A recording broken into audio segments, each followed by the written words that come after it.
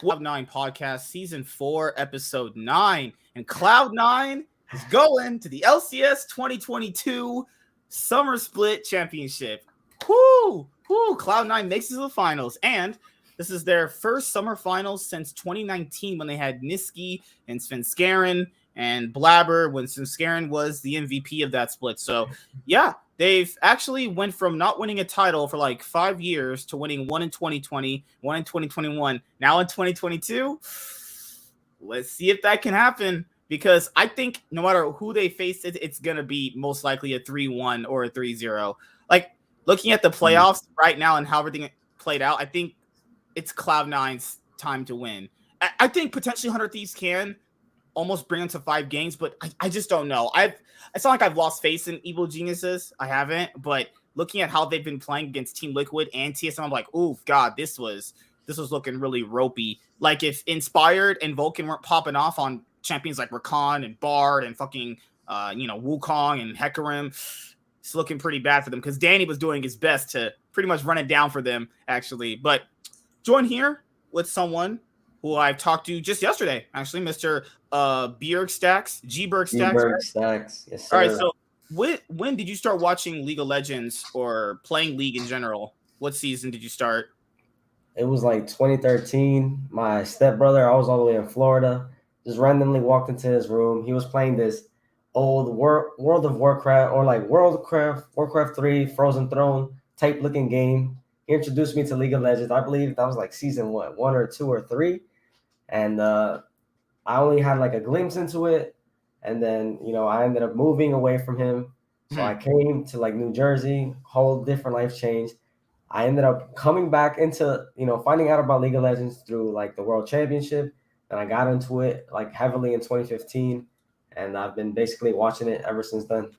Yeah, I started watching in 2015 for a full season. My first league event that I ever watched was Worlds 2014, so that was really interesting. So 2015 was when I first started watching all the leagues and all the splits, and I didn't know how any of that worked. I didn't know what the fuck is a split? Like, what the fuck's a play?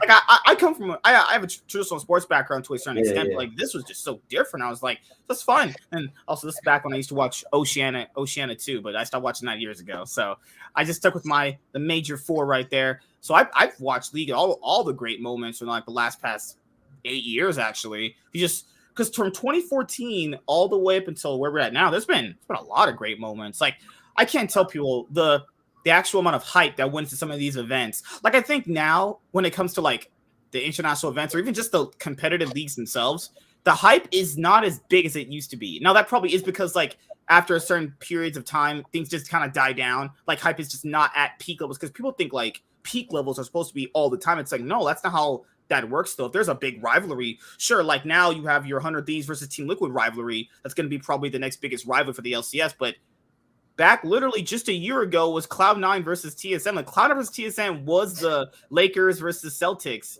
for the LCS. Before that. Yeah, I never thought the CLG TSM was a rivalry. I just thought TSM was just better, honestly.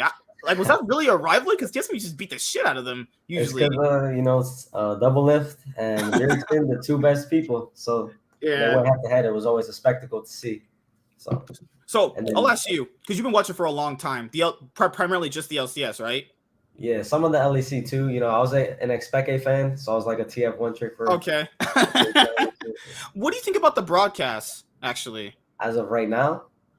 Or how did you like it at the beginning, or how it evolved to what it is now? Because I don't mind the broadcast now. I find myself watching the whole segment through now. There was a period point in time where I didn't, because it was just kind of unbearable to watch. It was like, I was like, are you guys even trying?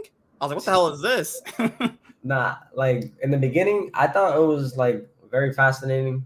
It's very like noob friendly. And so if you're getting into the game, it's, a beautiful thing to witness. But as of right now, I usually just watch the games, muted, every break, I'm not even there. I'm just chilling. But because, I'm so in tune with everything that happens. So I don't really need somebody to like guide me through it.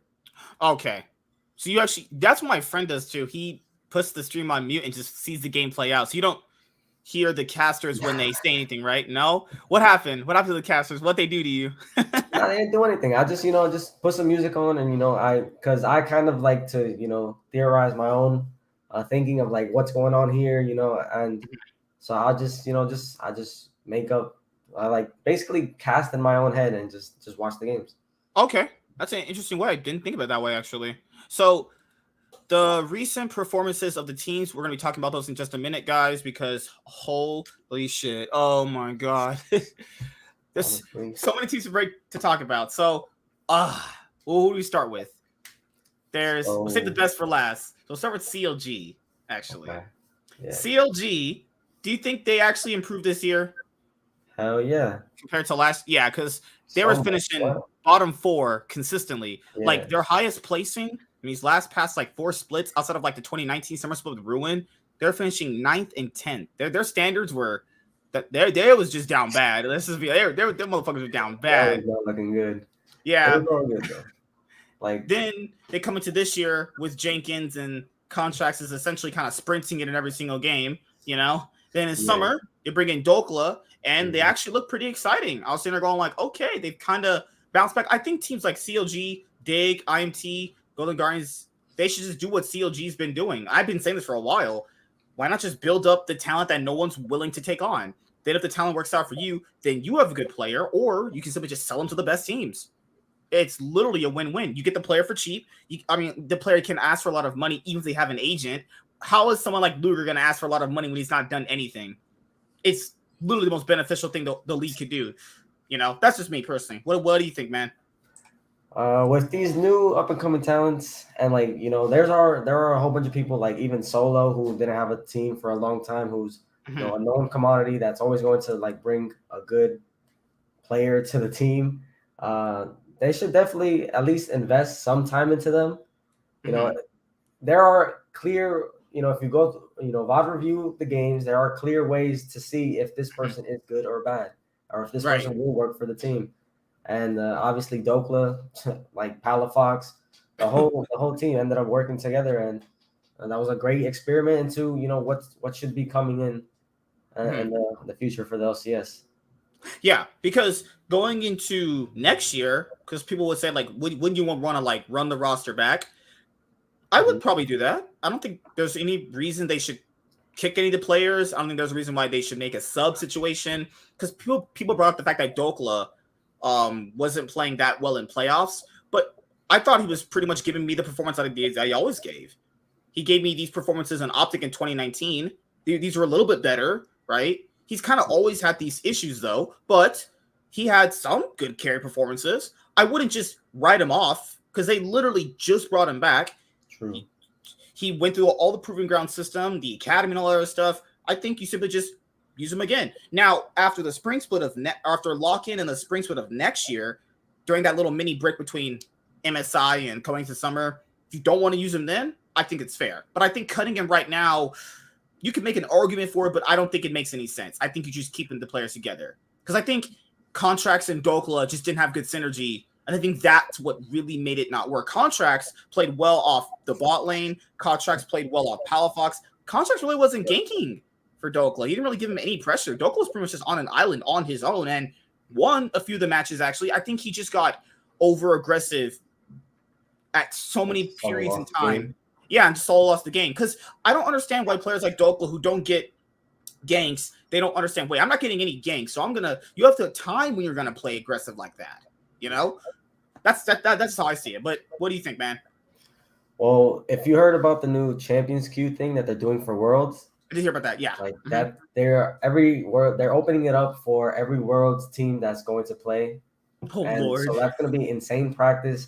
So teams like CLG should just, they just put their team in that Champions Queue scenario, have them practice, try them all out for spring, and if it doesn't work out, if they're not going, if they're not getting better, then maybe switch it up for summer, so get another chance at Worlds. So CLG ended up facing off against Team Liquid, guys, and as of right now, CLG is done. Their season is over. The first few games, CLG were definitely playing to their strengths. I remember in game 1, they tried to gank Dokla, and they completely fumbled the entire dive where he got 2 kills. So they're going like, what am I even looking at? Like, what is that? Like, how do you fumble that hard? Then they won that game, and they won game 2, and Team Liquid reverse sweeps them, and then if people actually watch this on stream, there was a part of the mic check where someone clearly says, "I'm losing my mind," and people are like, "In a good way?" And they're like, just say in a good way. That's not a good thing, people. That's not a good thing. If someone is saying that, that is like, this person is under some real stress, actually. So Team Liquid luckily ended up reverse sweeping CLG, and I gotta give my hat to CLG. They made the playoffs a lot more exciting because you're like, okay, I can't take this team I can't think of this team as a free win, but I also don't think they're that strong either. They're in this like middle of like, okay, if they start popping off, they could easily take over some games, but if not, they're gonna also not look that good. But I like when we have teams like that in the playoffs, though. I don't like just free wins in the playoffs because that's not fun for anyone to watch, One thing that I like focusing on is the drafts. So I make some content on drafting, and this playoffs has been exceptional for that. A lot of teams have switched it up. Instead of following the LPL and the LCK and how they pick these early game team comps, they've been going a lot more towards scaling and towards like counter picks, stuff like the Lulu, which everybody sees, but now they've been pulling out the Jannas, the Sorakas, that can very much just punish them for playing differently. And that's kind of what gave Team Liquid the edge in that CLG playoff series. Because if they would have stuck with the LPL style, I believe CLG might have actually came out ahead because they switched it up in the last 3 games, which gave them that reverse sweep. They actually completely turned it around. Like, if you guys watch this series back, the first 2 games, I mean, the first game kind of was TL's fault and how they mismanaged that dive. Game 2, they definitely got blown out. You're thinking like, okay, CLG is gonna just run away with the game.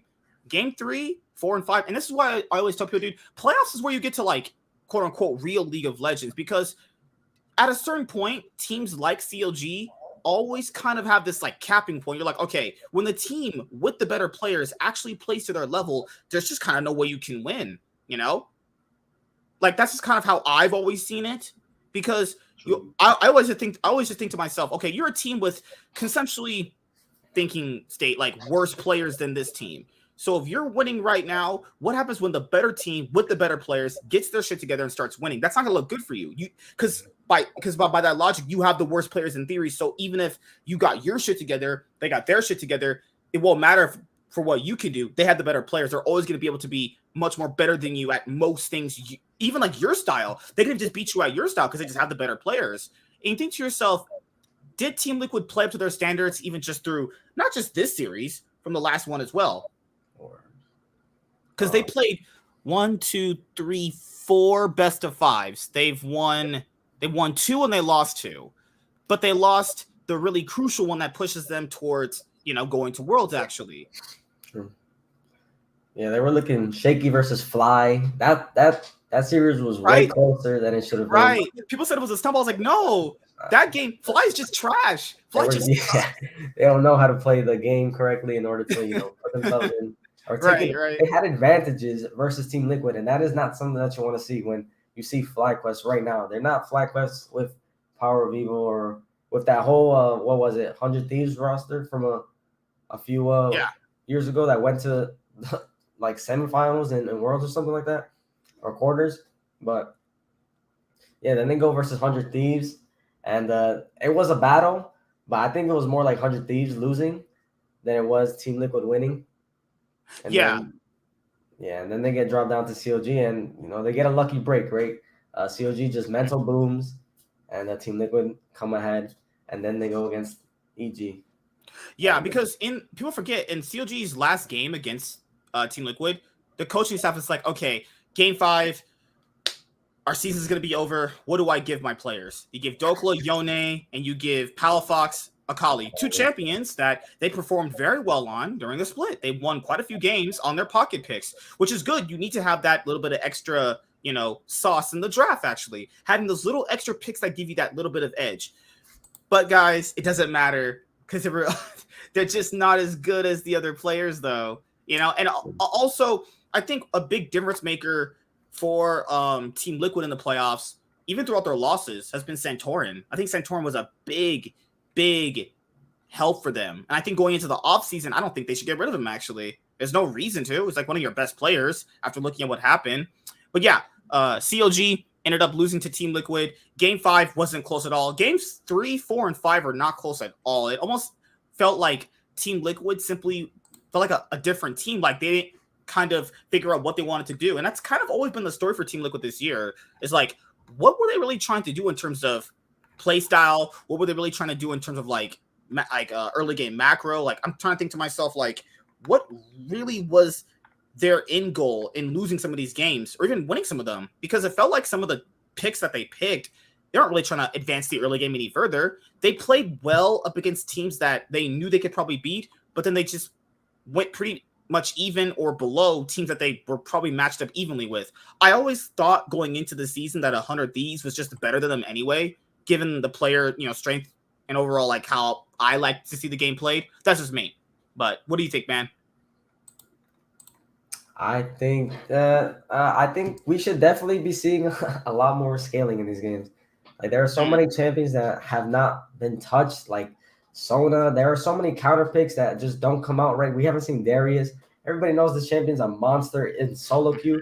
But imagine, like, remember when Balls pulled them out in Worlds? Remember that, yeah. those champions that were revolving around Darius are back, right? The Lulu's back. Mm-hmm. You're getting all these junglers that are like supportive, right? You get the Poppy, and that's all Darius needs to succeed. And then the enemy team, they love playing these short range champions. Darius loves that. He's gonna get infinite heals. He's gonna get infinite armor pens with his E, infinite resets. Is a Silas counter. LPL loves Silas. Because you said you like going over the draft. Because I like the drafting for North America has been really not. I would say it's weird. It's like weirdly shaky, and there's so much priority on interesting picks like Seraphine, LeBlanc, Vi. I mean, like Orin is like either banned or first picked. People are just blind picking Aatrox just because. You have like Bwipo just auto locking in Renekton first pick. You're like, what in the fuck? Bwipo's supposed to be the guy that's supposed to be different top laners. He's supposed to be all these different versatile carry style champions. Renekton, great. That's exactly what you pay a lot of money for. Is a guy just to auto pick Renekton first round. I'm like, what the fuck?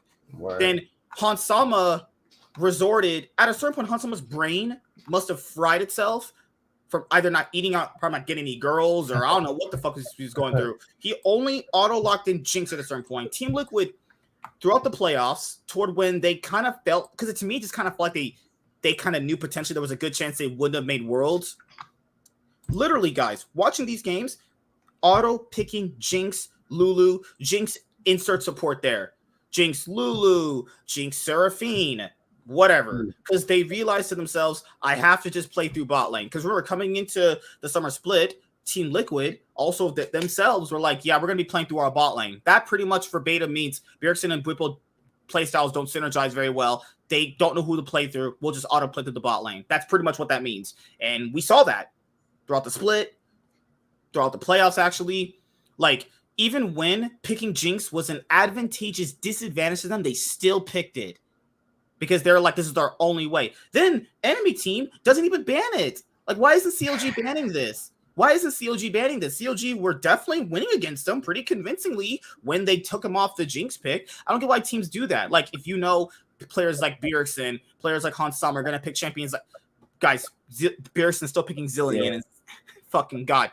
Take them off them. It's super. There's 5 bans now. Back in the day, there was only 3. So I can understand, like, okay, back in those 3 bans, you can't really ban everything. Cool. You have 5 bans now.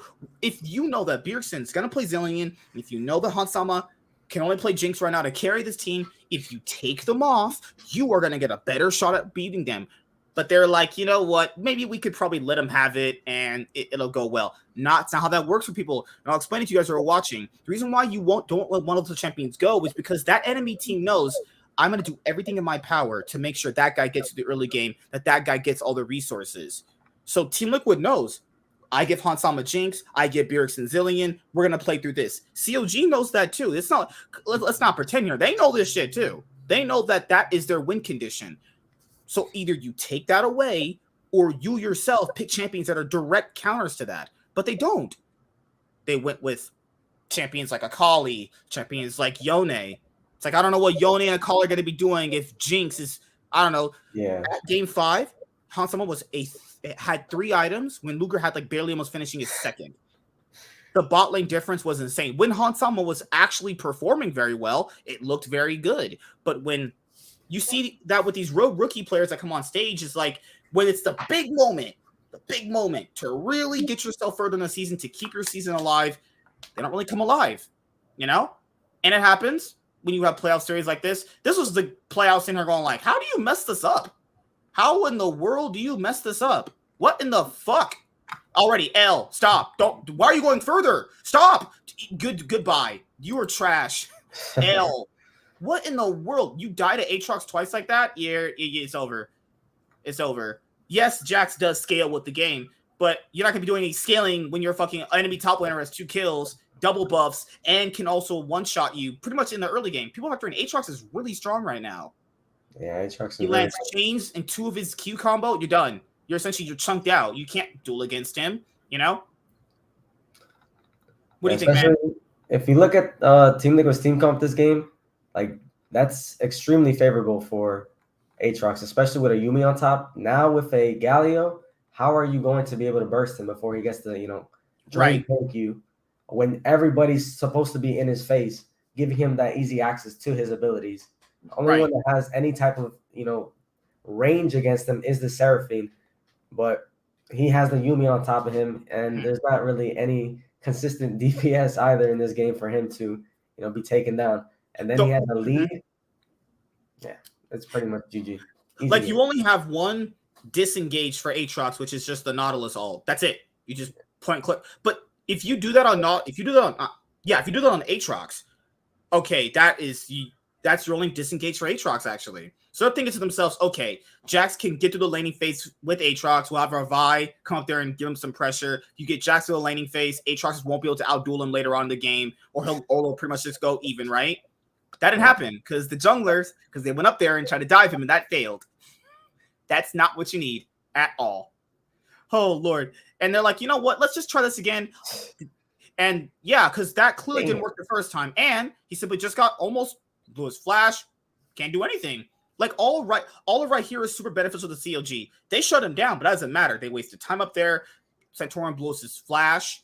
That gives time for Contracts to also not only go to another side of the map, get more of Santorin's camps. I mean, the whole series kind of just felt like TL never found their footing until games 3, 4, and 5. Now, game 5 was the one where people were pointing out, like, okay, why would you give them their comfort champion? So in this moment, guys, if you're already like about to get reverse swept, because your mindset's already distraught. You come into the series, you're CLG, you're the underdog, right? You're the underdog. Yeah. You're like, okay, I'm 2-0 up against Team Liquid. We're gonna knock the super team out of going to Worlds. We're on top of the world. Wait a minute, we lost game 3. It's fine, dude. It happens. 3-1, right? We lost game 4. Oh, now we're about to be reverse swept. Oh, fuck. Coach is like, what can we do? Can we pick Akali and Yone? You know what? Fuck it. Go for it. Yeah. Also, that didn't work out. Also, doesn't also help that they know Hansama can only really play Jinx to carry them and doesn't ban that out. It's not even like there are so many ADCs that can hybrid carry, but like if you just look at the draft as well, you have 2 divers in the Akali and the Yone, but then you have Poppy and Renata who are relatively, defensive champions, right? Poppy, how does she dive anybody?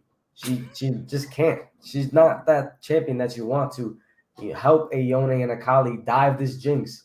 If you're looking for going some diving champions, there are a ton other ones that you could have went. And then on the other side, you see the defensive nature of the Lulu, of the Zillion, even Aatrox as a defensive, like basically like a goalie for this like a posting block to stop anybody who wants to go in. Like it's just this draft just didn't work out. It doesn't matter if you're comfortable. The enemy just fundamentally outdrafted you, and it's gonna be a hard game from second 1. Like right, because there was a part in this game. Remember how I'm pretty sure you VOD reviewed this game on your channel. Remember, there's a part where Contracts could have went down and doved and got 2 kills, but he hesitated and they only got 1. You can't be making those mistakes in game 5. You got to just go for that shit. There's a moment in this game, guys, where Contracts, I think it's on the live view. Contracts goes down to gank one of them, and he hesitates. and then they only get 1 kill. No, you have to pull the trigger. It kind of felt like as the series progressed, they themselves started playing worse, or they got complacent, or they're probably thinking like, okay, Team Liquid's probably not as good as we think. No. You yourself are simply just either one, now you're choking, or you simply underestimated what these guys can do in clutch situations, because the players on Team Liquid have had lots of years of experience in these intense, high-pressure BO5s. The CLG squad is not. They just aren't, That's not going to be beneficial for them. Also, you are right. Zillion won't be getting killed by Akali because he can just revive himself and double bomb poker out.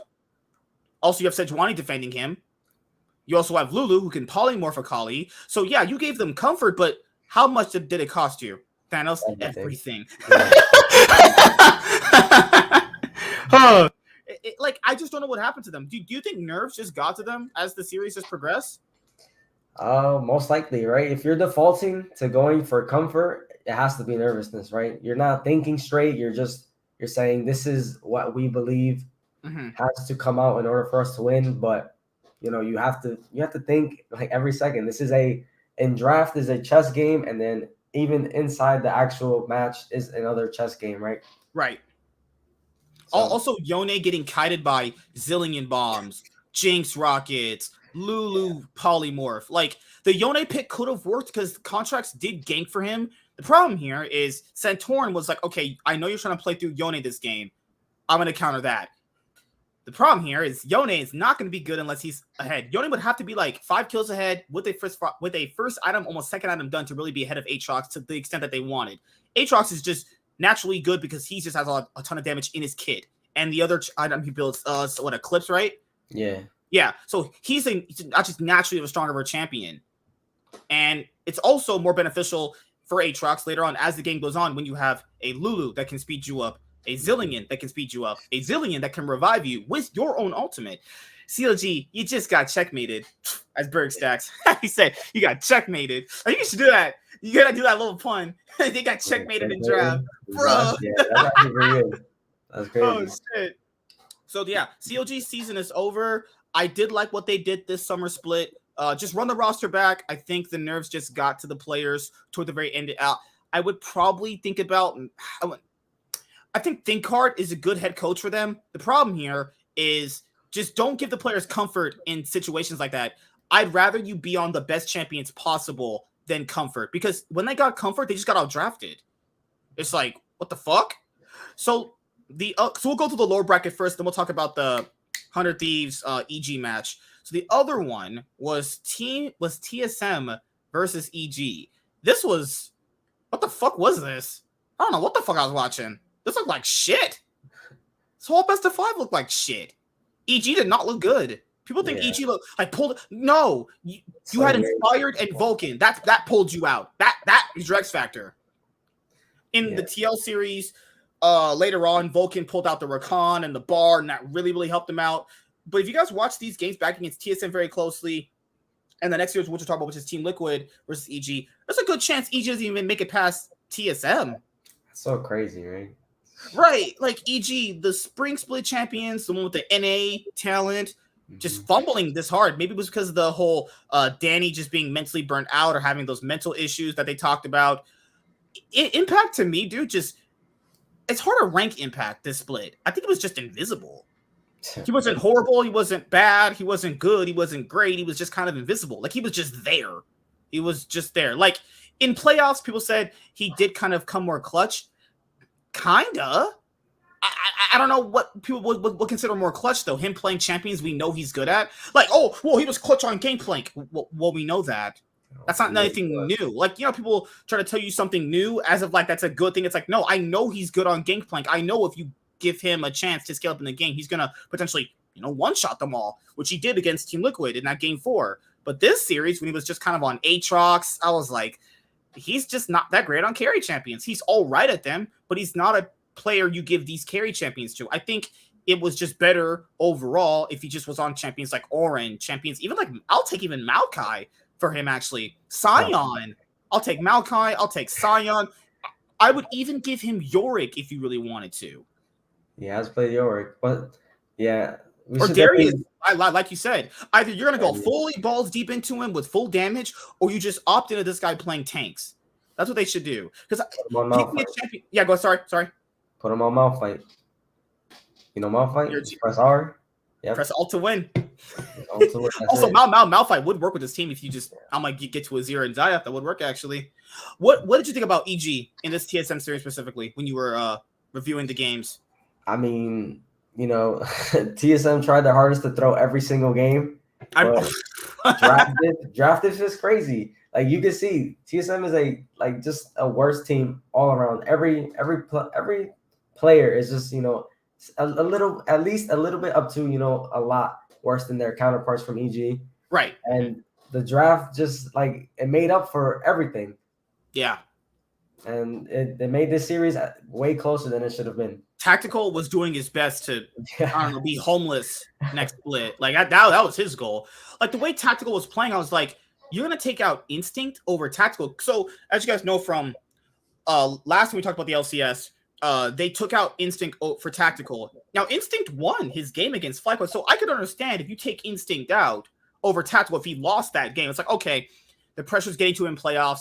Let's take him out. Let's bring in Tactical, who's going to be more clutch. Makes sense, right? But Instinct didn't lose, guys. Instinct didn't lose his game. He played just fine, actually. So they went. Yeah, it wasn't the reason at all. Tactical doing stuff like that. Why is he here? Can someone explain to me why this guy's brain doesn't work? Okay, so right here, he knows specifically they don't have any vision right here. Okay, so he himself is going to walk alone over. Where was it? He's right here. So he's going to walk by himself. He doesn't see them. This is fair. But he knows they're going to eventually team fight. He's going to go by himself over this wall because he only saw 3 people over here. So why would he go to this ledge? And why would he not be going with his team right there? Oh, my God. And EG was losing to this. Guys, forget EG lost this game. EG lost this game with Tactical literally running it down. He's sprinting it. He was like, fuck it. If I want to be homeless, the whole team's going to be homeless because fuck it. I'm just going to go sprint it. They actually, sad, EG lost this game. I was like, people wanted EG to go to Worlds. I'm like, I'd rather have them on Worlds with Team Liquid right now. It's fair, but they weren't playing good. People think they're going to beat 100 Thieves. No, they're going to get fucking ass destroyed by 100 Thieves. It's not fair right now. They're going to be our NAC going into the play-in stage. I mean, I hope they can play better with Kaori this week, but we'll have to see how all that goes. But yeah, I think for TSM, because TSM's had so many issues this year, dude. Like, if we sat here and listed all of TSM's issues, I mean, we'd be here for like another 3 hours, actually. Yeah. But yeah, my thing with TSM is that I don't know if they ever even thought they were someone who could even win these best of fives.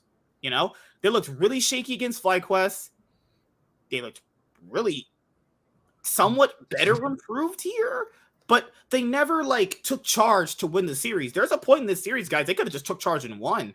Like they kept neither of these teams wanted to go to Worlds. They're like, you can go to World, you can go continue on to go to Worlds. No, you can't. No, you can't. No, you can't. What's your ADC doing here? I don't know. What is your ADC doing? I don't know. Why do you pick Ezreal in this comp either? What is Ezreal going to be doing?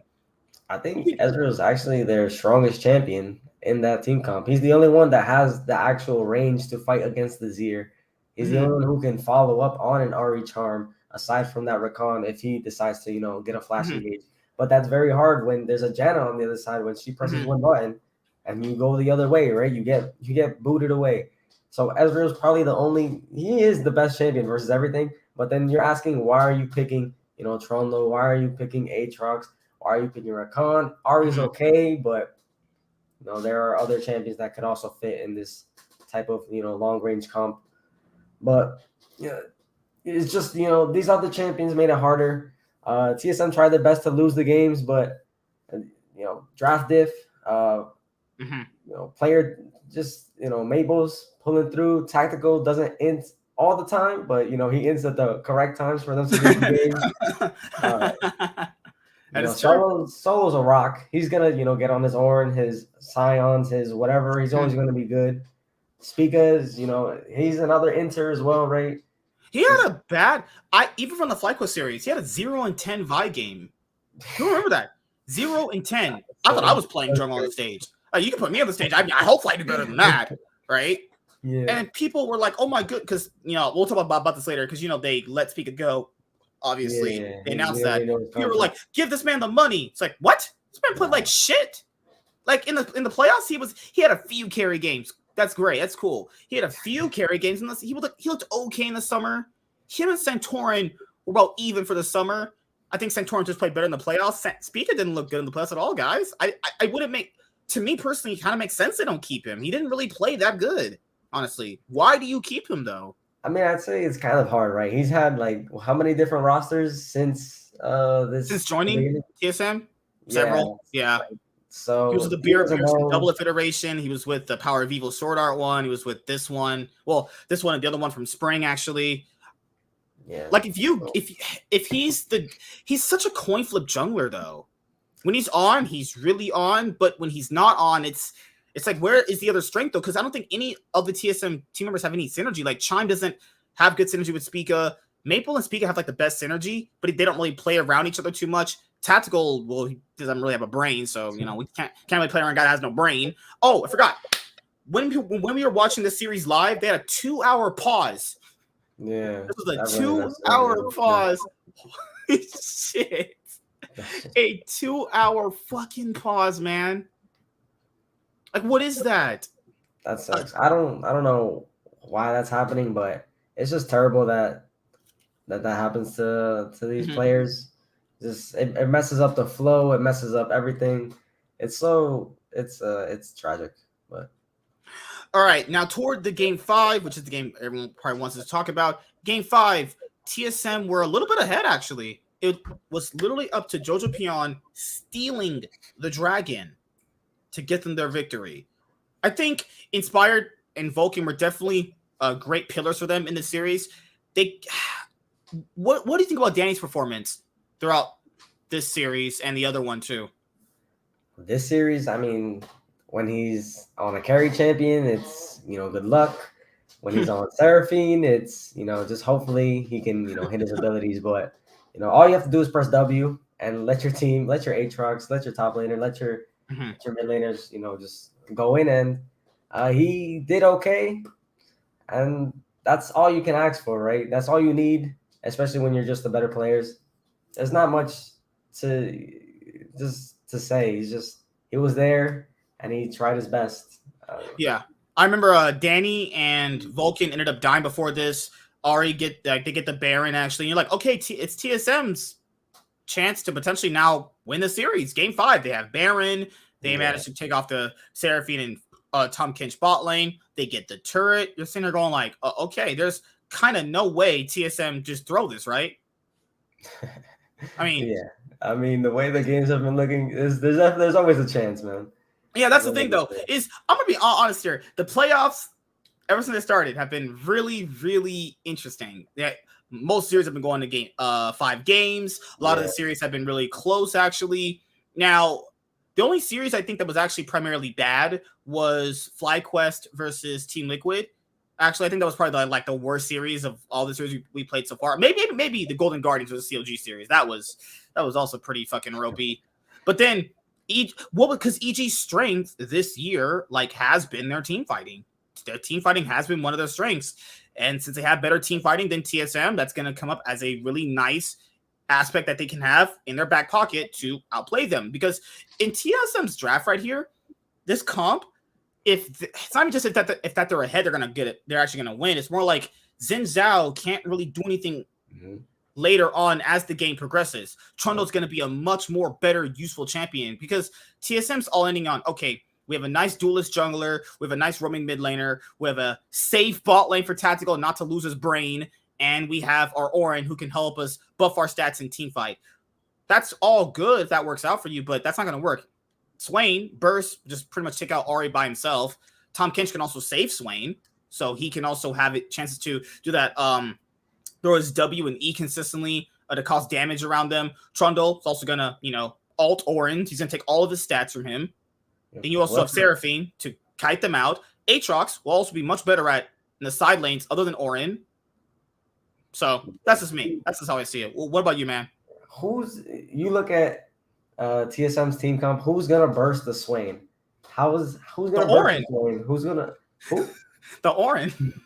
Who's gonna verse the Aatrox, right? They're gonna try to jump on them. The Seraphim's gonna press W. They're gonna get an extra 500, 1,000 HP. They're gonna get drain tanked, and the later the game goes, it's just looking over. And TSM this whole series was having a hard time closing out games, right? Mm-hmm. So like it's bound to happen. That's all you really need to do is just draft better in an A, and you're going to win. But will this work out in Worlds? That's the real question. No, that. Good luck. Good luck with that. Up late, TSM Dunk had me kidnapped because I refused to say EG cheated. Okay. So with that, TSM season is over, just like we just talked about with CLG. Yippee. I mean, all TSM fans are gonna watch this and go like, "Man, you're fucking haters." It's like, no, you guys are just delusional. Mm-hmm. I think the only player they should keep is just Maple and Chime. I think Chime and Maple, yeah. I think Chime and Maple are the players you keep. Solo, and then, if you want to keep Solo to have a rock, I think that's fine too. But I would probably look for a better player. But having him is not like the worst thing. Yeah. So if you want to keep Solo, I think that's fine. But if you want to go for I would get a better player. I mean, I didn't get the hate you gave him. I'm not saying he's a good player. It's just, he came in this late and he did his job at least. They're trying to win championships, though. Like, you need to have a Yeah, but I'm just saying for now. I'm just saying for now, though, with what he did, I don't know what more you wanted from him than with the caliber of player he was. But I mean, I would try to get somebody. Is also up at this point too. But I would get somebody like Tenacity. Try to. This man over here going for these NA players. And when they come on stage and lose, he's like, "No, it's not their fault. It's everyone else's fault. Fuck off. They're just not that good." I didn't say they're that good. I'm just saying, they have potential. If you're going to be a boss, said I'm the biggest TSM fan of life. No, I'd rather eat shit. But no, I'm just saying if you're going to be a bottom tier team, might as well give them a chance. But Tenacity stomped old proving grounds. I mean, no, yeah, I see your point. Like if you're gonna get rid of Solo, you might as well go for a unknown quantity and see if that works out for you. He's been projected to be like a top 5 top laner for ages at least. Mm-hmm. But I mean, I would definitely import someone else. I mean, yeah, probably jungle maybe. Because as we know right now, for anyone who's on the topic of TSM, Spica is gone. They literally let him go. Whether it was for money. Go? That's the thing, though. A lot of people are thinking Team Liquid. Why would you get rid of Santorin? He played so well in the playoffs, and him and Spica were pretty much on the same level throughout the summer split. It's like you're not getting anything different with Spica. I think you should just keep Santorin. 100 Thieves is not going to get rid of Closer. If 100 Thieves gets rid of Closer, you don't want to see what that 100 Thieves looks like because that's not going to be good for them. Cloud9's not getting rid of Blabber at this point. I mean, Blabber could literally in a game go 0-20, and they're like, I mean, he had so many great games, we'll just keep him. Then, who else is there? EG's contract with Inspired is up until next year, so and he was just you can always get these contracts anyway. They're not getting rid of Inspired. All the top teams, EG, Team Liquid, Cloud9, and other teams are not going to get rid of the junglers. So he's not going to go to any of those teams. Does he go to CLG? Would CLG want to get rid of contracts after they kind of had a little bit of a resurgence with him? Then if it's not CLG, who else is there left? There's Golden Guardians. That's a no. Dignitas, that's a hell no. Immortals, they want to rebuild their roster. If Immortals is going to do what they said they want to do and rebuild their roster, okay, depends what your rebuild looks like because he's not going to go on any of the top teams. It would be stupid if Steve got rid of Santorin. And I've never even been the biggest Santorin fan. But if you get rid of him right now, based off just how I just saw him play, that's an L. That is especially an actual L. If they get rid of most of their roster right now, like they said they would if it failed. And if they decide to go with the Academy roster mostly, then I would keep Santorin because if they could be better with the younger players than Spica. But So that's just me with TSM right now. I think you just keep Maple and Chime. See if you can upgrade Solo, but if not, he's fine. He'll be just what Dokla is. He can carry you some games. That's it. And some games won't win you a championship anymore, but, I mean, you'll be competitive, I guess. Because I don't see them keeping Tactical. Guys, if you think they're keeping Tactical, you are on crack. Why? He was so great this year. He played Xayah so well, right? Oh, God. Jeez. Yeah, no, you should have been in Academy this year. Can't believe you got a spot. I think they should just keep Instinct and Chime together. I think Instinct was fine. Yeah, I mean, I said it in like somewhere in your comment section or something, but again, Instinct, I mean, he had a lot of hype with him when he was 15, and yeah, he's shown to be good at a lot of times. He has that potential. The problem is the things that he struggles with. It's hard. If he doesn't fix them, then it's hard to ever like grow much more from here. Just like that's why I definitely didn't. So he would have to really fix those things. But I mean, hey, I don't know why you're hating with Spica to Dignitas, man. He really wants to play with Hoon, I'm sure. He also wants to be unemployed, probably too. That's the dream, right? Yeah, work at McDonald's with Vulcan. Yeah. Good God. So Spica to the LPL. Spica's going to LPL. Oh, he's like, my brothers is over there. They speak the same language as me. But I don't know about TSM moving forward. What do they want to do? They came into this year with the LDL, LPL experiment, the development roster. I want to tell you this right now. This happens every single offseason. I have been a part of every single offseason since the 2014 offseason, ever since the Korean Exodus. Okay? When a team says they're going to develop and build, that is literally code for if this goes bad in the middle of the spring split, we're changing shit. That's literally what that means. Because TSM just did that. TSM, we're going to go with this LDL, LPL kind of roster where they're going to like also develop them, scale with the season, right? That literally went out the door week 4 into the split. Not just week 4. I think it was week 2 that went out the door. Week 2 in spring. In spring, that went out the door. Yes. Yeah, people just talking out their ass. And people are like, they'll develop these players. I've seen so many teams in many regions say that. We're going to develop these players through spring, and we'll see where it goes, essentially. No. They always stop that. When a team starts losing, that's when their actions speak louder than their words. Because if you're losing, why not trying to work out these players? You brought up these new players. You knew what you were getting into. And that's what CLG did, but orgs like TSM aren't patient. Just by week 3, they already sub out players. Week 2, when TSM were 0-4, they're like, what's that guy's name? Yurson, who was complete garbage, came up, and I was like, what happened to the rebuild phase? Because everyone knew TSM would go through a rebuild phase when Bjergsen left. Okay, Yurson was so bad he got kicked from PCS. He couldn't play that. Then after TSM failed in spring, remember guys, this is the very first split this year. TSM never made playoffs. Even before I started watching the LCS, TSM always made playoffs. This was the very first year that roster they had didn't make playoffs. This is arguably their worst year outside of 2018, actually, because 2021 they were decently competitive and they were one BO5 away from going to Worlds. Remember, they should have beaten Cloud9 in that BO5 and could have been the 3rd seed for NA. But it came up short, actually. This year is 2022 and 2018, I think, are their worst years. This was completely terrible. They don't make playoffs for the first time in the organization's history. They have all these roster shuffles. The coaching staff doesn't know which player they really want to actually play through in the draft. They don't know what player they're trying to focus on. Constant roster shuffles. They bring in Sword for like 2 weeks. He's like, I'm benching myself to give them the better shot.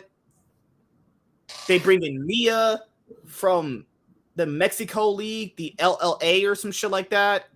Then he was on Astro.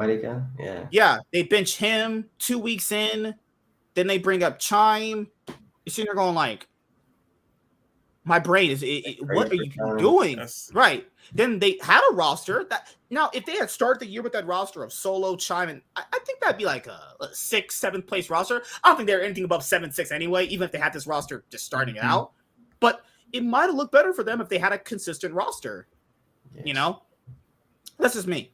But looking towards this offseason, Travis said that TSM is gonna be finalizing their roster faster than most teams when the offseason begins. So the offseason pretty much begins. Well, technically now you can do it illegally before you go to Worlds. But the offseason pretty much starts after Worlds because the offseason open agency period when you see all those players get signed is in November. So yeah, but if you're somebody like Carlos and Reginald, then yeah, you can do your illegal tactics and poach players. Fun fact, everyone. Nobody follows that rule. They're already doing it right now. They just don't say anything. Mhm. We're doing it right now. I promise you. That's why TSM Lego speak it. They're doing it right now. But that's how it is for TSM. I think this was just a failed year for them. So we'll grade CLG's performance this split, and we'll grade TSM's. Out of 10, what would you give CLG for this year for the split? Bergstacks, what would you give them? Shit, I'll give them a 9. They impressed everybody. They did well.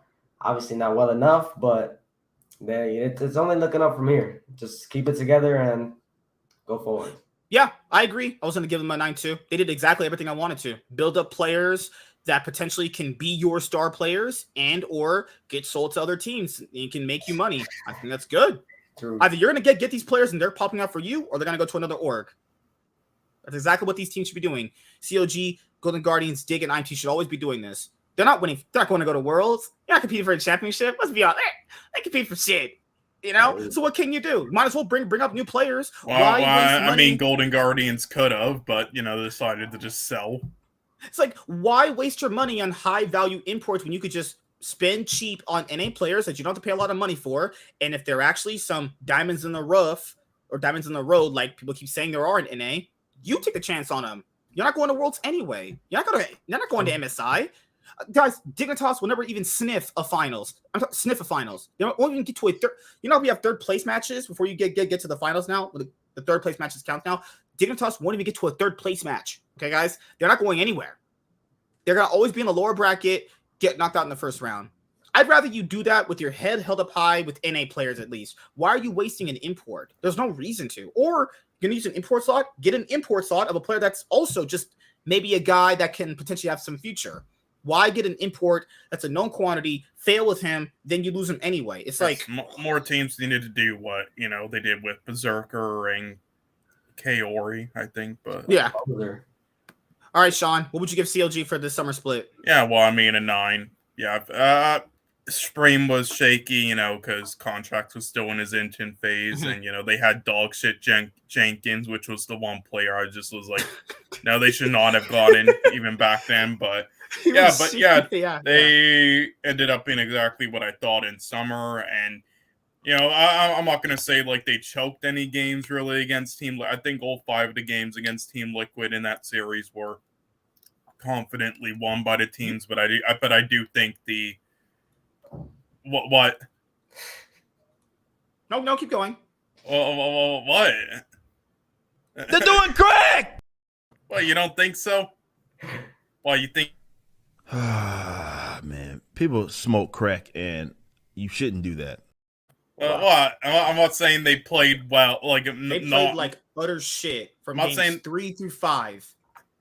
Games 2, games 1 and 2, they played actually. That's what I said. Are you deaf? You said no. You're a capper. I hate this guy. Just finish what you were saying. I said no. I said that. The gets completely blown out by Zillion and Jinx. They're playing so well. What the hell? What are you talking about? I said the teams that won in each 5 of those games won confidently. So yeah, CLG got shit on in games 3 and 5 because I said Team Liquid won confidently. Are you deaf, MSK? I hate you. You need a hearing aid. TSM. What do you get given TSM, Sean?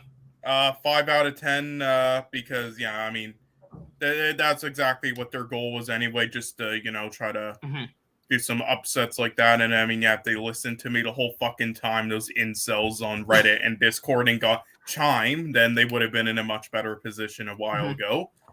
But CLG even though they confidently lost those games, I do think they were better than Team Liquid and could have won it. So They could have at least did top 4. I definitely don't think they were Worlds worthy though, but but never did. Like War for some reason, Warren was like, "Do you think CLG's a legitimately very good team?" And I'm like, "Yeah." And for some reason, he took that to me saying, "Oh, he thinks they're gonna make Worlds." Like what? What? No. What the fuck? Like I think that when I look back at CLG, I was like, no, they made it a lot more exciting. But the issue here is like, when you are under a B, because that's what make or break someone's career, is if you can perform up to your standards in those BO5s, in those clutch game 5s, and win them, that'll show you, okay, they were really that team. They could really get through. But losing that best of 5, you go, okay, like, now you can kind of see, like, why you don't really bet for teams like that. You always bet for someone with the experience in playoffs that have had these veteran players because, you know, when push comes to shove, who are you going to think is going to clutch it out more? Hansama, Core JJ, or Luger and Poom? It's like, I don't like going off name value alone. I don't, but for one of those situations with almost a brand new team of players versus a team of players that have been together most of the year, I go with that. All right, Bjerg Stacks, what grade do you get given TSM for this split? I'm going to give him like a 3. They had some good moves in the offseason with Maple. He was okay. You know, Solo bringing him in was, you know, honestly very good for the team. Mm-hmm. Shine, great pickup. But besides that, it was, you know, very shaky. Mm-hmm. Spiga, you know, he was supposed to be your main player. He's supposed to be your building block. Right. He's gone now. He didn't perform. He didn't like where he was. So, yeah, it was definitely a fail. Even though they did, you know, they made it rather far, but still, TSM, yeah, it's, you know, win or bust. I was gonna get TSM a 2. I think this is a horrible year from them. This is anything they possibly could have wanted. Honestly, the constant roster shuffles, the pedigree that the org already sets for itself is pretty much winning North America and wanting this TSM, hoping to compete at international events. This was just everything horrible from them this year. Like going to next year, I think you should just completely keep a few of these pieces or potentially get players that you're going to play through the whole year. Also, if you're going to get a roster, you need to not switch it up 2 weeks into week 2. Okay, guys? You can't do that. And I get it.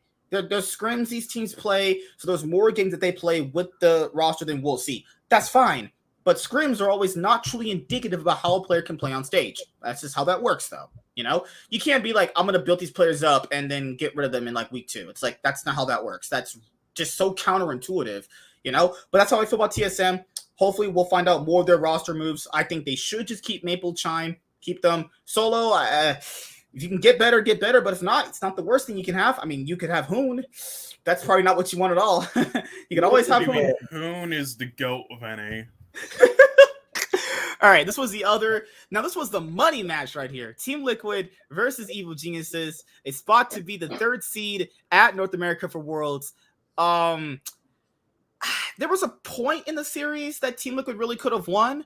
Game 1 was a little back and forth from what I remember. Games 4 and 5, when Vulcan pulled out Bard and Rakan, looked exceptionally well. I was like, damn, this is what you pay your money for. That's the support you paid for. Vulcan being clutch, carrying you in those games 4 and 5 to get you to that point. Also Impact playing GP in game 4, getting the pentakill. In these first few games, it was pretty much back and forth between them. This game was decent close in the early game. And you're thinking to yourself, now we got to talk about Team Liquid in its entirety. Team Liquid failed with this roster. Spent a lot of money on this roster. The reported number was $6 million. Be the most expensive roster in League of Legends, well, the LCS history, actually, because you couldn't say League history because LPL rosters probably cost infinitely more. But just for LCS standards, most expensive team ever for an LCS org, ever. $6 million. And they got 4th, which is what they were always memed on, and they didn't make the World Championship. Whipple also thought, oh, this flank blew my brain. I watched this game at work while watching it live. So Whipple was playing like Gragas, and I'm thinking to myself, okay, you'll just build more tanky, right? No, he was building full damage. I was like, what the fuck? So why would you build more damage? Okay, then right here, he tries to attempt to flank. What is this? What is that? What the fuck did I just see? What the fucking crack? That motherfucker's on crack. Did Steve give him that liquid horse crack that they fucking smoke? What is this? Someone better not sit there and tell me that was good. Why is a Gragas right here, knowing there's 5 of them right there, trying to flank them, and Impact sees him? So you have a barrel that could be placed right here. Julipion could place soldiers right here. he's gonna get poked out. He's gonna have a fist shoved in his butthole right when he walks through this corridor right here. The fact that Ainem thinks that that's good is bad. Of course he's gonna get killed. He just wanted to pay homage to Fudge's greatest play from 2021. If you do that in my games, I'm question mark pinging you. I'm gonna report you for being retarded. I'll report you for just being stupid. Listen, his ego was too big. So. I'm like, can you report my top laner symptoms of being on crack? Please report. Because what the hell is the Gragas doing there? And then I don't know what Impact has been rather. He has some clutch games. He's games where he's just invisible. He kind of knows that he's a portion of damage for his team. Usually he'll get picked off randomly at certain times, giving the other team an advantage. But looking at Team Liquid in this series, I do feel kind of bad for Santorin. I do, because I thought he played really well every single series. But the team constantly regressed into going to Jinx. Certain teams didn't ban it because other teams thought they could play against it and beat it. That didn't happen. EG managed to do it. Then you had Bwipo, who had a really uncharacteristically bad series against 100 Thieves. He had a bad series against CLG. He had a bad series against Evil Geniuses. Bjergsen, just being like my dad in my life, he's just invisible. He's just not here. You know? I mean, just like the last 5 years, but people still overhype him. Motherfuckers want to tell me that Abadage shouldn't have been on the All-Pro team, but Bjergsen should? Fuck off. Go fuck yourself. Bjergsen was on the All-Pro team, second All-Pro team, over Abadage, Takuli, Palafox. Yeah, this is not the Bjergsen that I remember, man. This is Senbjerg. This is Senbjerg. This man is invisible. The only games he truly looked like his old Formon was when he was playing Swain. When he was playing Swain, I was like, oh hell, this is the Bjergsen I remember. Carrying games, roaming around the map, impacting his team. Yeah, but even then he wasn't the best Swain in the league.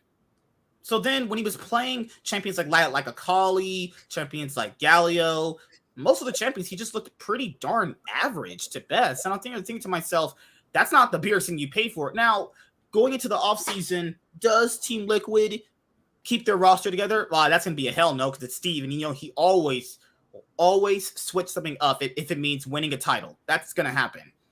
I think the only player that they might potentially have a 100% lock on keeping is just Santorin. I think everyone else is potentially not going to be on the roster going into 2023, because Core JJ has not looked good this year.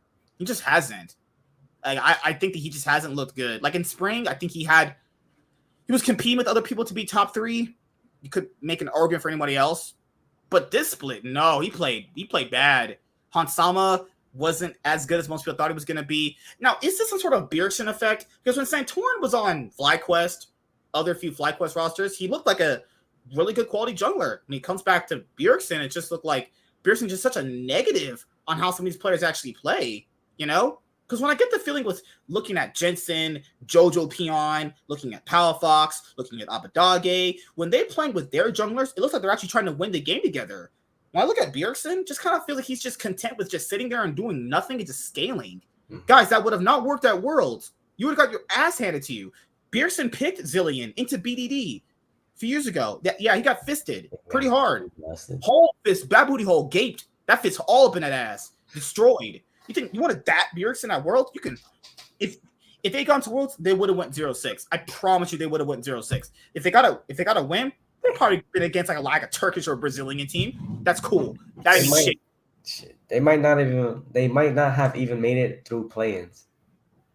That's true. Because let's be honest, you guys, they wouldn't have beat 100 Thieves again. Even if they had won this series, they would have not beat 100 Thieves again, or they wouldn't have beat them in general because they've lost to them all year essentially. Outside of like 1v1, they went to the playing stage.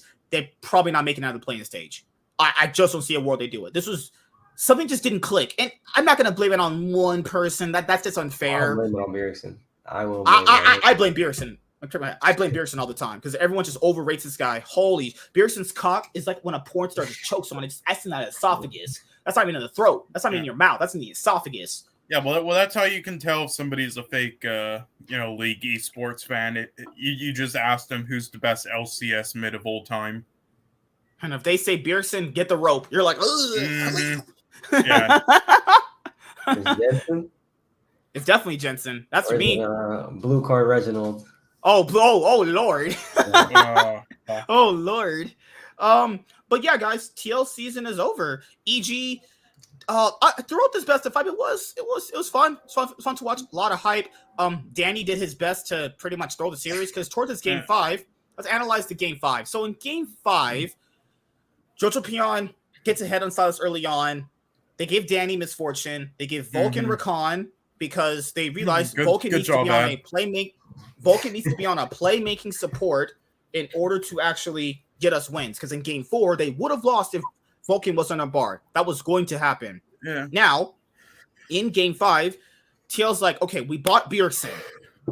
He doesn't carry on any champion.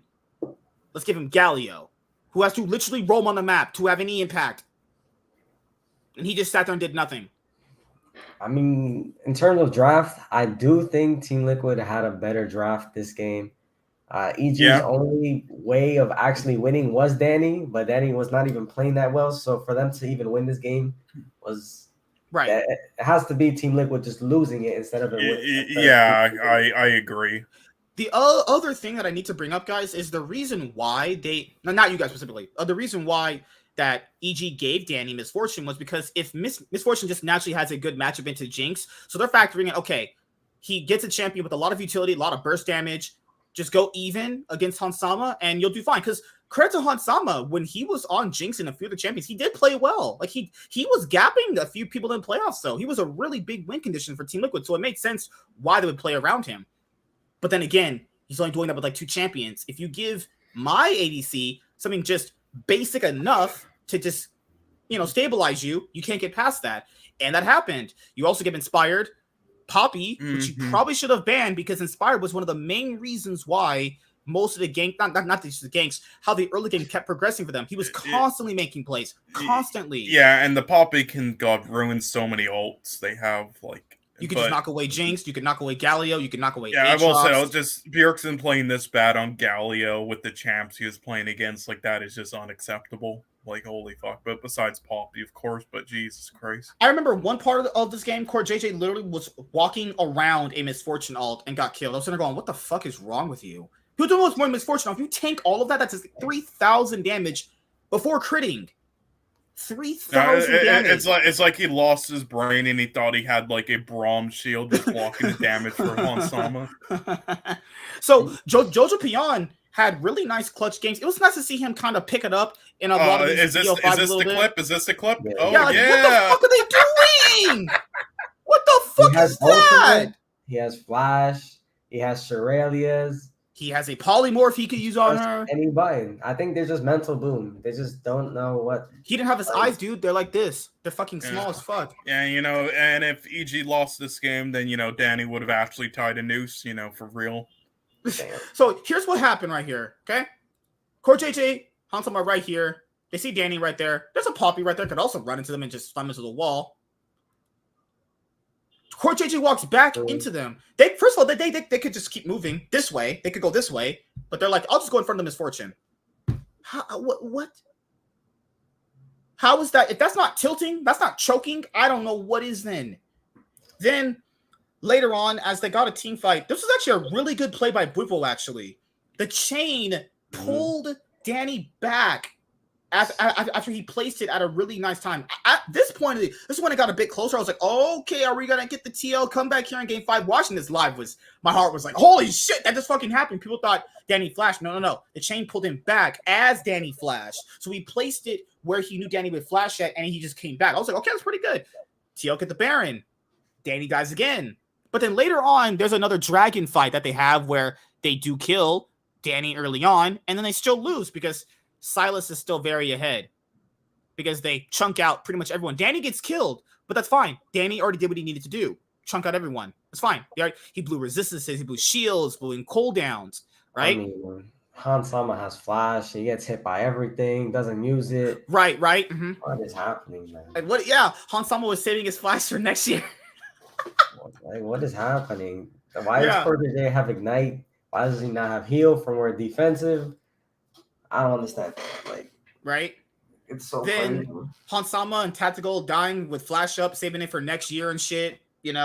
It's just, it is what it is. Yeah, as much as we've talked about, JoJo being, very good but grossly overrated by people right now, he stepped up in these last 2 series big time.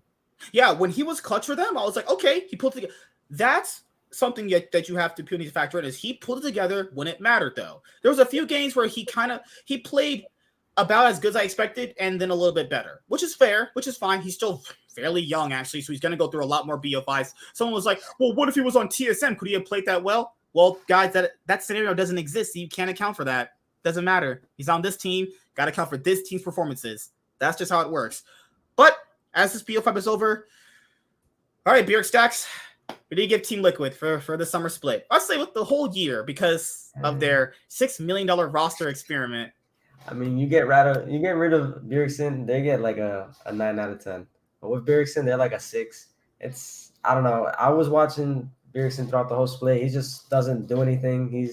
I think he's the only one that has to go out of that. Like next I think year, you're right. Yeah. Get rid of Bjergsen, put him back to coaching, and get a different mid laner, and you'll probably be fine. You'll make it to Worlds once again, MSI even. Yeah, because remember, guys, this roster was supposed to potentially win spring, go to MSI, potentially win summer split, go to Worlds. At the very minimum, go to Worlds. At the very minimum. But hey, they won lock-in tournament. Yeah, they won the pointless preseason tournament. Yippee! So that's my that's my thing, is what happened with this roster? Because they did a Korean boot camp before the summer split. That's what the coach said, and that they pretty much decided we're just going to play through our bot lane. That tells me they got actually fisted by every single team they faced, and they were like, you know what, we are actually dog shit. Let's just play through our bot lane, and that really almost got them kind of the Worlds, but. You could tell it was, even if you just look at it holistically, take the nameplates off. The roster in the spring split, spring playoffs, this split, summer playoffs, it never felt like they were a dominant super team. It always felt like you could just beat them, honestly. Even just through gameplay wise, they were playing bad. It was just all bad for them. I think it was pretty much just Bjergsen, honestly. You give them a player, potentially like Abadage, Dojo Pion, potentially Takuli. I think your team looks a whole lot better. Like it actually wants to and trying to win, actually. If we're not just dogpiling on Bjergsen, like I just don't think the rest of the team, they know like how each other work. They're not a cohesive team. They don't know how their own champions work. They don't know how to play the game in order to win either. They just know we're better than the enemy team, so we should be winning games, and that's what really carries them, just by being really good players. But do you think Bwipo had some really uncharacteristic performances? Because he was also a player that they played through. Like, he was also a big deciding factor in some of those games in the playoffs, right? He was picking Olaf, he was picking Aatrox. It felt like if he also wasn't their secondary carry, there was nothing that they could do.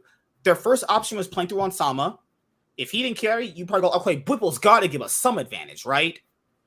That didn't happen at all. Bwipo, he pulled out all his champions. He tried his best, but I mean, sometimes, he's very good. He is one of the best players, like probably in the world. It's probably like top 20, at least in the top lane, or like top 15. But, it just wasn't there. And yeah, I don't know. All right. That's it for that series. Time to go and look at the Cloud9 versus Evil Genius. Thanks for skipping me, asshole. I'm just yeah. So what do you think about Team Liquid, Sean, for the year, for their super team? They're done. It's over for them. They're finished. Okay. Firstly, let's stop calling them a super team. All right. The only people who called them in Vitality are a super team are people who don't actually watch the games ever. All right. Secondly, now we all said this. All right. Hansama, as great as he is a one trick kind of. Bwipo causes way too many issues. Bjergsen does nothing. Now, there is a chance they might just keep Bjergsen for one last year with a whole new roster, just because Steve might be like, oh, well, he's just finding his footing again after being a coach, taking a year off, like Jensen. So, which they shouldn't, but, there's that chance. But, yeah, this is a fucking 4 out of 10, but, because I at least expected them to. The fourth is about where I expected them to be, so I'm not going to give them like a horrible rating because that's about accurate. Generous. You guys, I'm giving them a fucking 3. This was pathetic. This was so bad based off expectations. Players. Come on, like. Well, that's drafting. The thing. Expectations. This is what I expected. I mean, maybe not you, but I did say that. The team that would be making Worlds of these 3 way better than what we got. Like compared to what we got, you think we could have got something a little bit better. Yeah, we did say though at the start of the year. Well, I mean, at least I said if Team Liquid or 100 Thieves wins either of the splits, and there is something wrong with NA because there should be teams that improve past their obviously capped level by then, like EG or Cloud9. So, and luckily that seems to be the case. So. All right. Last series we'll talk about before we do our predictions, before we head out of here, is C9 versus 100 Thieves. And this series was fun, interesting to watch. You got Jensen channeled his inner Xpeke in this game for the back door. They're like, okay, here we go. And then C9 just fucking beat the shit out of them. Game 2 was decently 100 Thieves' favorite, but most of the series, you're like, okay, this is just the Cloud9 I expected. Now, as I said before, G2 did this last spring as the most recent example for this. Shaky split, go into playoffs, have a first shaky BO5, win that BO5. Every BO5 after that is getting better and better and better. It's looking more and more like that for Cloud9 now. They had a shaky BO5 against CLG, convincing BO5 against Evil Geniuses, convincing BO5 against 100 Thieves. Now they're in the finals. So at the very minimum, they escaped the play-in stage. And they actually now will have a chance to win one more match before potentially being the LCS 2022 champion, actually. An org that literally hadn't won a title in about 5 years, 2020, 2021, get their titles for spring. So they get 4 titles now.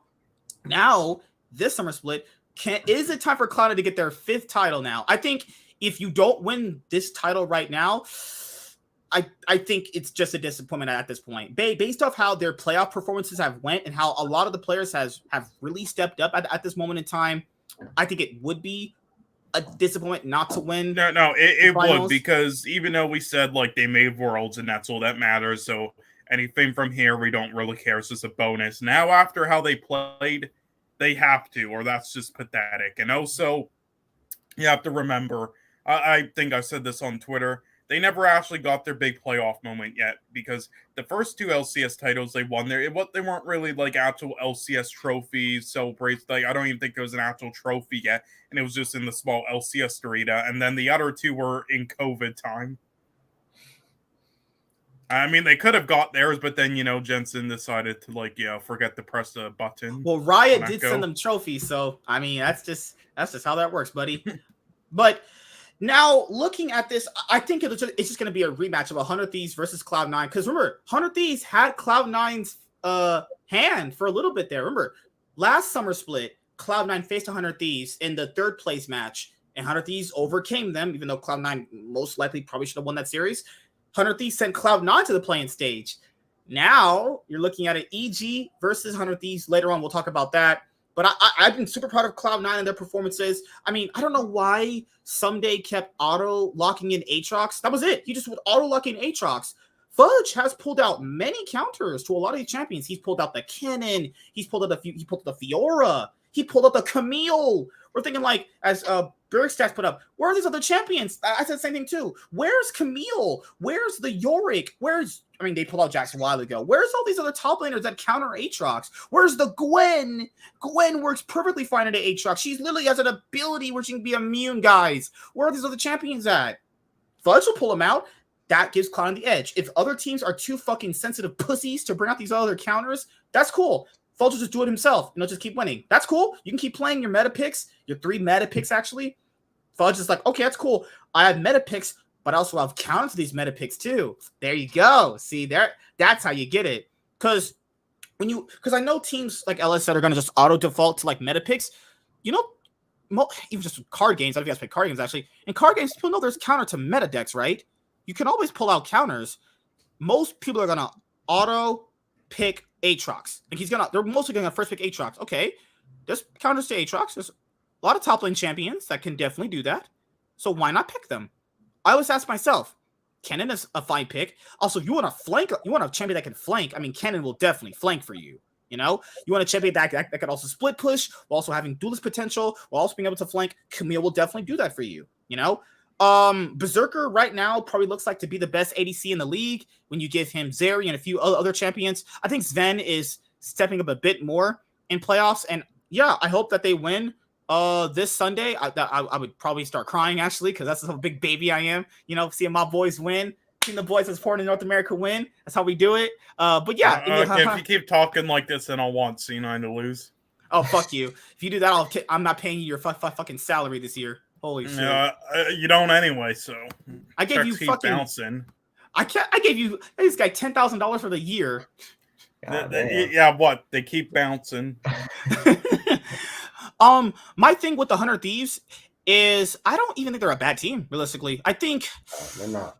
The problem here is you kind of know what you're going to get out of them, but that ceiling that they have themselves, they're good early game. You have closer who's really impactful in the early game is good for them. I think if C9 and 100 Thieves do face up against each other in the finals, I think it could go to 5 games. Most of the best of 5s in the LCS have gone to 5 games, actually. You know, I think FBI and Huhi should probably step up a bit more. There have been some games from them that I've not been too thrilled to see. Like seeing FBI on Senna and Seraphine has just not been good. If he's on other champions like Zeri and Sivir, he looks pretty much just fine, you know. But I think 100 Thieves right now are just much better than Evil Geniuses right now, just by the gameplay I've seen from them. Like the wins that 100 Thieves get are really convincing, you know. They're a nice bar to have, but overall, yeah, Cloud9 ended up taking down 100 Thieves, and we're gonna be doing our predictions, because we're almost out of here. So I'm going to go to this right now. Wikipedia. So if we think that 100 Thieves is going to be EG, I think it really does come down to draft in C9 versus 100 Thieves. If they're not able to pull out these picks, if they're blind picking Aatrox, if they're blind picking Wukong, it's not going to be fun for them, right? It might even just be like a 3-0, to be honest with you. Go with thank you, TSM. Thank you for the ads. I already have jerseys. Oh my goodness. Okay. First match, 100 Thieves versus EG.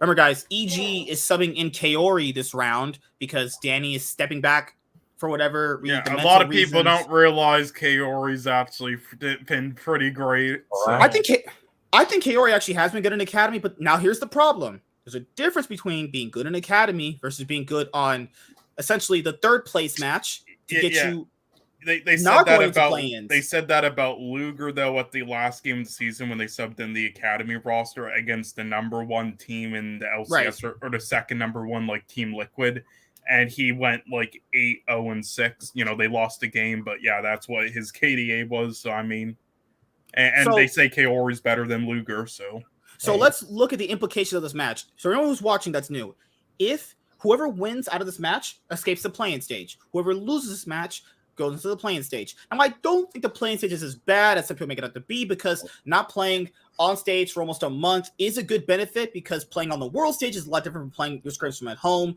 If you're also boot camping, also getting a chance to play up against these wildcard teams and seeing how they draft and how they play could be a very beneficial to how you play a lot better as the tournament goes. I like the play-in stage. I've enjoyed it. I think some teams get a lot of benefit from it. The problem here is there's also the very big risk of you also going to the playing stage completely fumbling, because that happens a lot with some teams. I don't think it's gonna be a fumble this year. Like if one of these major regions don't make it out of the playing stage, I think it's because these teams coming from the minor regions they're cracked. They're like actually really good. I've been watching most of them. And then, I think PCS has kind of regressed. Like even now, PSG Talon missed Worlds. Like I think they kind of regressed a bit. But the VCS teams, I mean, they are crazy. Yeah. But even the PSG Talons, like if you look at their gameplay, I forget who they faced, but That other team was cracked too. While on Flying paper, Oysters and another team. A team called Flying Oysters. What a name, man. Yeah, those two teams that made it were like the lowest seeds in the playoffs. Like, yeah. Okay, so here's I think 100 Thieves just win 3-1. Now the problem here with this is if Kaori plays well in this and does well for EG, one of two things are going to happen. They start evaluating. Wait, do we need Danny if Kaori is this good? Or do we potentially sell off Kaori to another team to make them stronger? And also, if Kaori plays bad, he's probably not getting a team in the LCS. That's how volatile the league is. If he plays bad right now in that series, even if they lose, if he individually plays bad, it's going to be over for him. This is because sadly that's what happened. I'm not saying he was good enough for LCS anyway, but King was just on fire for 2 years straight in Academy. Should have made LCS like a year ago, but C9 was offering too much money, then got to play over Sven, and he played poorly, but he still could have easily played on an LCS team. He was killing it in Academy for 2 years, but just because of that small look, teams never gave him a chance, but then they'll give dog shit Lost and everyone a chance just because, they got shoved into LCS just randomly. So they're like, okay. All right, Berg Stacks. Bro. 100 Thieves versus EG. What are you going at? 3-1, 3-0, 3-2? This is if Kaori is as good as people will say he is, then the 4 that are staying from EG, they're still very good, and they're like it's very very head to head. So it's probably, like I say, I leave it all up to drafting. So EGA has been drafting a lot better. I'm gonna give it to EG even with a sub. It'll probably be 3-2. Kaori's gonna feel out the. It's either gonna be a 3-2 or a 3-0 100 Thieves, because either Kaori's going to feel it out and end up coming in clutch, or he's just gonna drop the ball. It really does depend on drafts, but right. I'll go 3-2 100 Thieves, but it can go to either team. Really, it's a toss up here. I'll go 3-1 100 Thieves. So Bergstack's the only guy going for EG. If they come out and win, you're gonna be the guy like, yeah, I told these motherfuckers. If it goes to 5 games. The thing, the recency, the last BO5s I saw EG play have been very volatile. It's not just volatile, just you could kind of tell they weren't as clean as 100 Thieves was in the early game. Like, it actually is decently really close between them, but I do have to get the edge to 100 Thieves right now. And plus, having a new guy come in, potentially having like all this pressure to perform, we really don't know, honestly. Now, if he plays well, it's going to go all 5 games. If Kaori plays well, it's going to go all the way. But if Kaori doesn't play well, it's going to go just be a 3-1, honestly. Because I don't think EG even had, like, does EG have a draft edge over 100 Thieves? Potentially. So. Yeah, you probably give that to them because they're willing to pull out the Bard. They're willing to pull out the Trundle. 100 Thieves are like, okay, we have a someday. When he plays Aatrox, that's not going to be good. So if EG can actually utilize their draft strengths over 100 Thieves, that's another benefit for them. But I think I'll edge it out because, like, we could kind of predict it 2 ways. If C9 faces 100 Thieves in the finals, I think C9's winning the weekend, honestly. If C9 faces 100 Thieves, I could see them making it a lot more closer than the last time around, but still not pulling it through. I see C9 beating 100 Thieves 3-2. I see C9, if they face EG, beating them 3-0, honestly. Yeah, I'll go. I'll do that, but with EG, I'll go 3-1. But yeah. Also, I did want to. I was laughing when I saw this. There's a lot of obviously mixed, results with this stuff, but nothing too serious. You have to see. Every player on Vitality needs to be banned from voting ever again. Look at this shit. This is first MVP place voting. Don't show me that. Don't show me that ever again. That looks like shit. This is the Vitality players. They play for LEC. Are they trolling? It was Sensara. Motherfucking Big Sensara, who was going 0-12 on Poppy every game. They're on crack. Motherfuckers is on drugs. They're doing crack. Motherfuckers. Sensara picked Poppy 3 games in a row and had 1 kill in 3 games. Motherfuckers was literally going 1 in almost 18. Fuck. Oh wow. But Cloud9, I have them winning the whole weekend. I hope they get their 5th trophy. I think they're doing exactly what G2 is doing in the spring split for WC, scaling up as the playoffs go. I hope they win. And also, for all the fucking dick-riding Jensen haters out there, you fucking incel neckbeard pieces of shit. The 2 orgs that didn't want him, well, one of them is not going to Worlds, and the other one might go to the playing stage. And then Jensen also made it to the finals. So suck my fat cock. The people who are like, Jensen's not that good. Well, yeah. Oh, really? Jensen's not that good. Oh, really? Yeah. Yeah, and if they go into the playing stage, fuck, they might not even make to the actual, world stage, because Jesus fuck, there's gonna be two EU teams, even though they're kind of like a shit show right now, they still probably better than NA maybe, and then a Korean team and a Chinese team, and then there's some good VCS teams there and PCS. Like, they could easily be fucked. Also, the very last thing I'll go, because we'll do our list if Beerstacks, if you join us next week. What I want to do next week is actually do our top 10 LCS players of all time, because the league actually did theirs, and theirs is weird. Because they got, I mean, it's not horrible. I've seen worse, but so their top 10 LCS players of all time. I swear to God, if Bjergsen's number 1, I'm gonna fucking. Number 10 is Blabber. Number 9 is High. 8 is Alphamu. 7 is Sneaky. 6 is Core JJ. Jensen's number 5. What? X-Smithy is number 4. Impact is number 3. Double is number 2. And Beers is number 1. Like, what's the criteria? Is it winning? Is it just bullshit? That's the criteria. Being not on drugs. That should be the criteria. It's running away on a collie, not doing anything. So that's why I want to do our top 10 LCS players, because why isn't Vulcan on this list? I mean, he hasn't played for long enough. Bill Blabber has.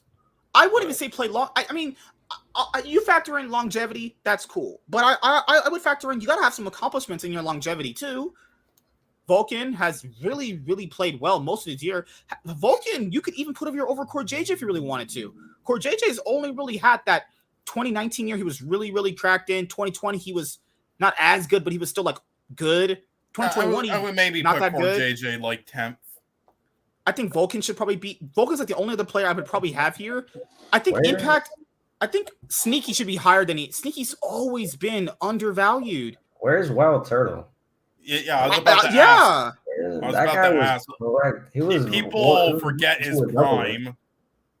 Like Impact, I respect Impact. I think he's fine. Impact shouldn't be right here. Impact should be like number 6. Sneaky should be like number 3. Jensen should be number 1. Bjergsen over. God, fuck. Because if you're counting in world, international, if you're counting LCS, international performances, longevity. Yeah, like I mean, who else are you having over here? If you're not Jensen, I think Doublelift should go over Bjergsen, because Doublelift has that MSI upset over IG getting to the finals. Yeah, even if it was just purely IG's fault, but still. Even if it was just that, I would have Double for Bjergsen. We're going off just that. That's better than, I mean. X-Smithy's fine. I think people don't. X-Smithy for me is just like how people treat Sneaky. I think that he doesn't get enough credit. I think he's fine in his spot. I think that's fine for a player with longevity to win that many times. Yeah, but maybe not number high, 9. though. Yeah, he should be like X-Smithy should be number 9 around this period, because I think this should be top 12. Yeah, actually, I do. 10 is too short. Yeah, or even top 15 or 20 even. I don't care. But I mean, High. I do agree with him being lower on the list, just because he didn't have as many prime years when the LCS league started up. Mm-hmm. But those prime years are worthy enough to definitely get on the list and top 3 for mid laners of all time at the moment. But I mean, under some of these players though, fuck no. Wild Turtle, Vulcan, who else should be there? People said I was like, I don't know about that. Well, I mean, we're going top 15. Sure, he can be on top 15. Yeah, top 15 or top 20. Yeah, I mean, he succeeded. Even if he wasn't excellent or amazing, he still succeeded really well as both a mid and support. That put out his list, actually. Jat's list is Doublelift, Bjergsen, Impact, Jensen, Sneaky. This is better, I would say. still, what the fuck? I would still always have Impact and Sneaky. They're like interchangeable. You can have them pretty much next to each other. They did very well internationally and in LCS. Jensen, I think, should be like at least three over Impact, at least. But that's just how I see it. No, Jensen should be like number 2. Jensen's would probably be number 1, maybe. Yes, well, I'm just being generous with these fuckheads. Yeah, he's definitely number 1 for me. He's the only one that's been to semis, no? Aside from semis, he's won LCS consistently. He's been to semis, got out of the groups consistently, upset IG, won domestically. Like, these are all different rosters too. This is not the same roster. He's did this constantly. He's also the only player in the world to go to 8 worlds consistently at this point. 8 worlds consecutively from the time he started all the way to right now. How's that not the best player in LCS history? So it's like, but LCS titles. No. It's not just LCS titles, guys. It's everything if you factor that in. International events count too. And Beerson's not done anything internationally. So, I mean, if people say that LCS titles don't, if people tell me that LCS titles don't matter, okay, which it's not that they don't matter. It's more like if you value them less. So if Jensen's got out of groups consistently, MSI finals, semifinals at Worlds, and if you're telling me you only value international competition, that would automatically, just by default, put him over Bjergsen. Not only at these international events, he's played better than Bjergsen at these international events. Yeah, sure, both of them have faced players that they've ran over. People say, well, didn't Jensen run over Crown? Bjergsen ran over Nagne. What about that? Nagne was shit. Bjergsen ran over him. No one brings that up. Jensen ran over Crown. Sure, yeah, Crown was playing bad. He wasn't good at all. That's going to be an auto win. But Bjergsen ran over Nagne when he was playing bad. So what are we doing here? What is the comparison? Both players were shit. Better players beat another worse player. That's fine. What the fuck? But someone was like, well, Bjergsen had harder groups. That's what pussies say. Either you get out or you don't. That's that is complete bullshit. They had first seeds all those times. They had way easier groups. Right? What about the 2017 Misfits group?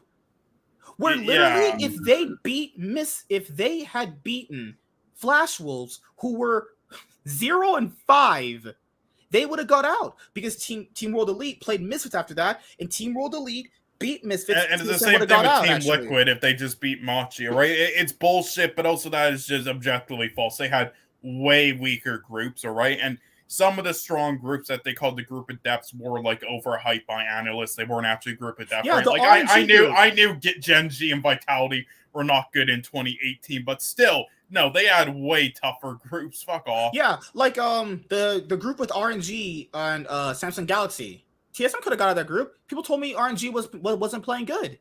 Why can they get out then? If they're not playing good by what you've told me, they can get out then. That's not easy. That's easy as fuck. Logic in some of these people's brains is blown. You're actually blown. And if you say, okay, 2016 group was hard. Okay, cool. Why didn't they get out of 2017's group then? That's literally free. They lost to Flash Wolves, who were 0-5. 0-5. They gave them their only win.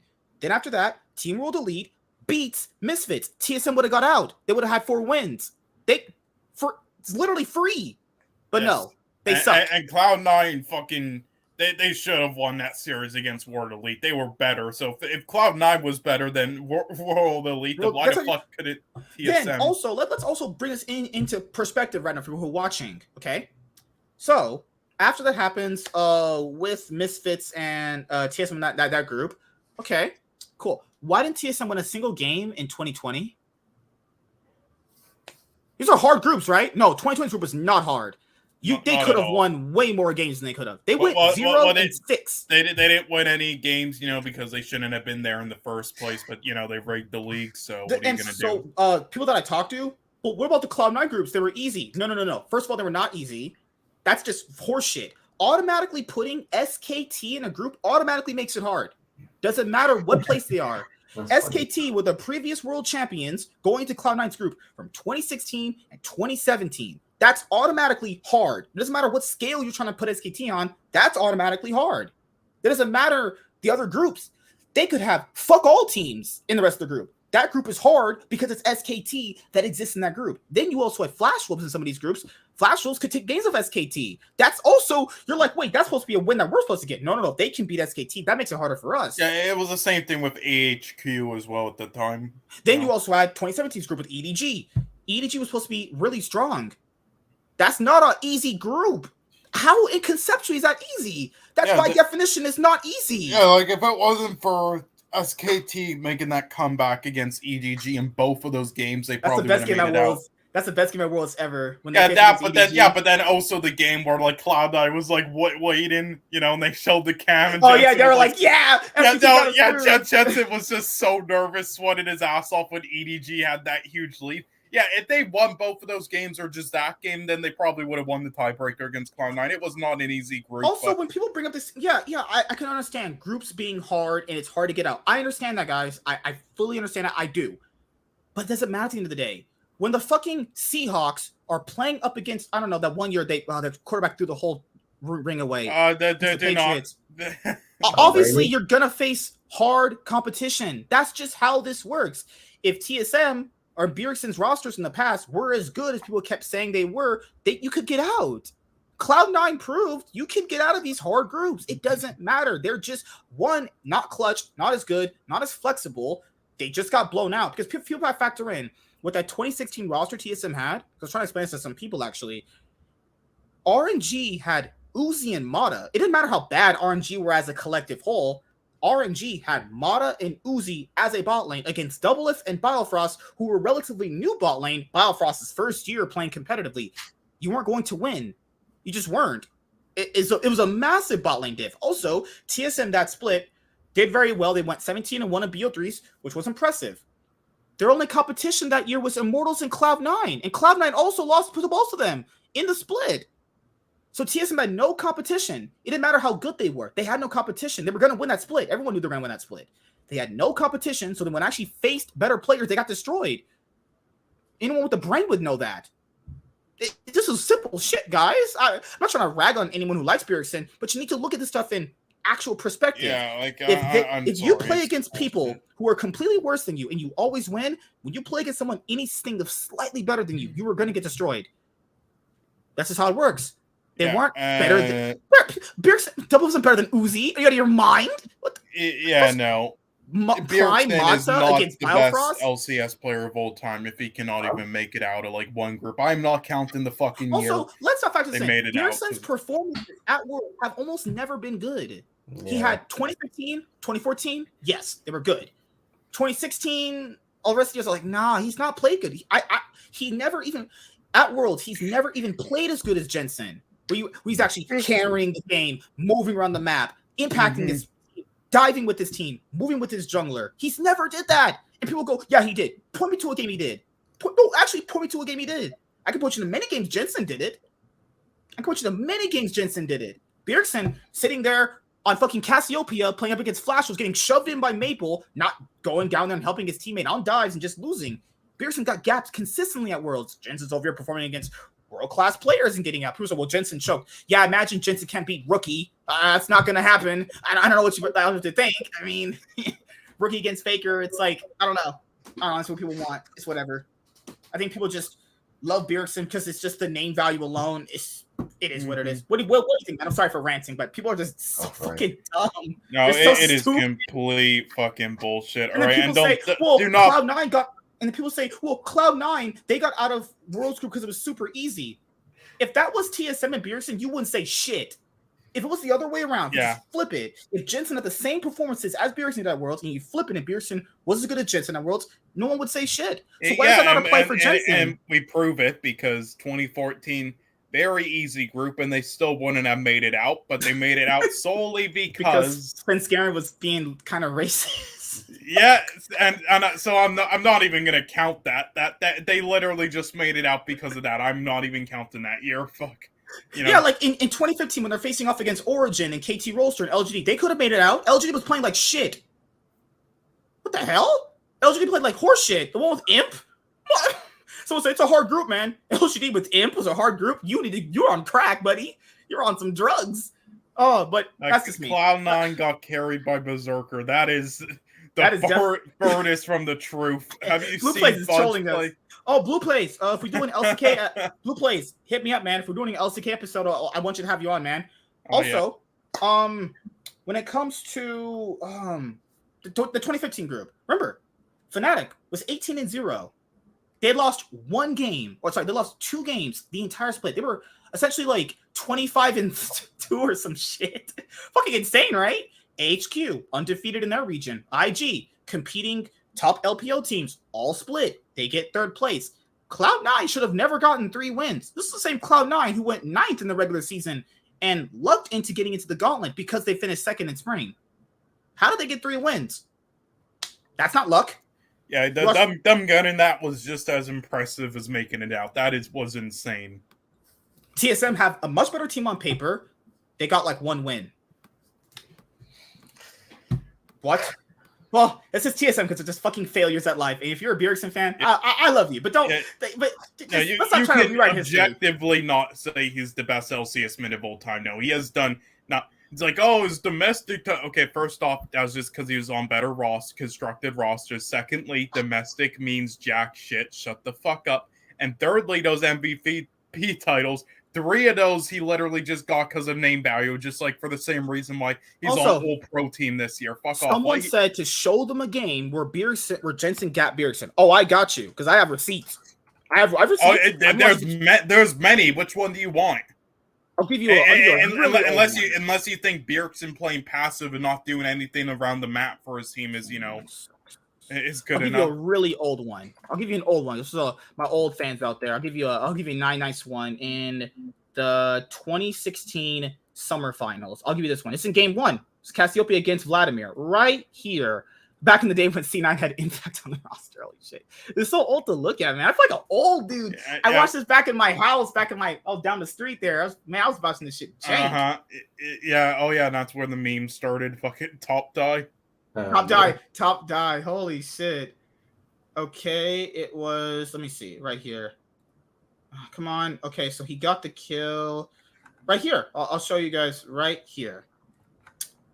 Okay, right here. He got the kill before this. Let me kind of play this back just a little bit before he gets it. Okay, we're gonna speed this up. Playback speed times 0.5. Right there. Chunks him out consistently. Miasma. E. Dead. Someone said give him an example of Jensen gapping Bjergsen. Right there. This is in the finals. He played Cassiopeia and beat the shit out of him. That's a good matchup for Cassiopeia. Yeah. Q. Miasma. E. Dead. Mm-hmm. Well, Bjergsen's always got Jensen in finals. Yeah, fuck off. You don't know shit. Fuck. Yeah, also, there was another thing with this 100 Thieves win we forgot to mention. So here's the thing. People also, another thing they forget is every year they at least, Cloud9 makes at least 1 finals per split. Well, I mean per year in one split. And that's also so good. They continue. So they continue to streak by beating 100 Thieves in that series. Also posted on the Cloud9 subreddit, so they're probably gonna like that whole Jensen that they went on. Sorry guys, I don't mind it. The Jensen versus Bjergsen rivalry, it's fun, it's interesting, but it's like it's not favored toward Bjergsen. Yeah. At this point, it's dumb. If you actually think Bjergsen's the best LCS mid of all time over Jensen, I'd even take Double Lift over Bjergsen because Double Lift at his one international tournament that he played well, he got on the group stage. Even though Double Lift has not made out of a single Worlds group ever, which is just embarrassing, especially for the number 1 seeds he got.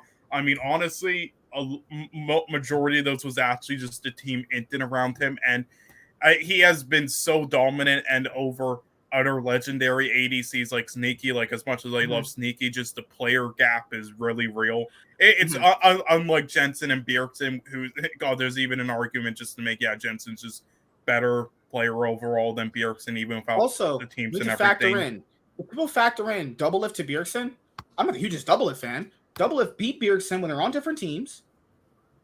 Okay. Then, at his only international he played well at, Double Lift and that team pulled off one of the biggest upsets ever. They weren't supposed to beat IG. That's supposed to be a 25-minute 3-0 every game.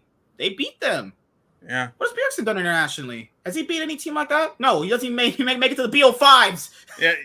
The only thing he's ever done was, went backstage, to his classic board. to his ward jungler, you know, like, hey, can you And then every single jungler that leaves with Bjergsen plays way better. Svenskeren plays better without him. Santorin plays better without him. The only thing the exact opposite with Jensen and fucking Niski.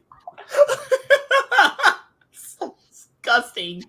Like, holy shit. What you want to say, man?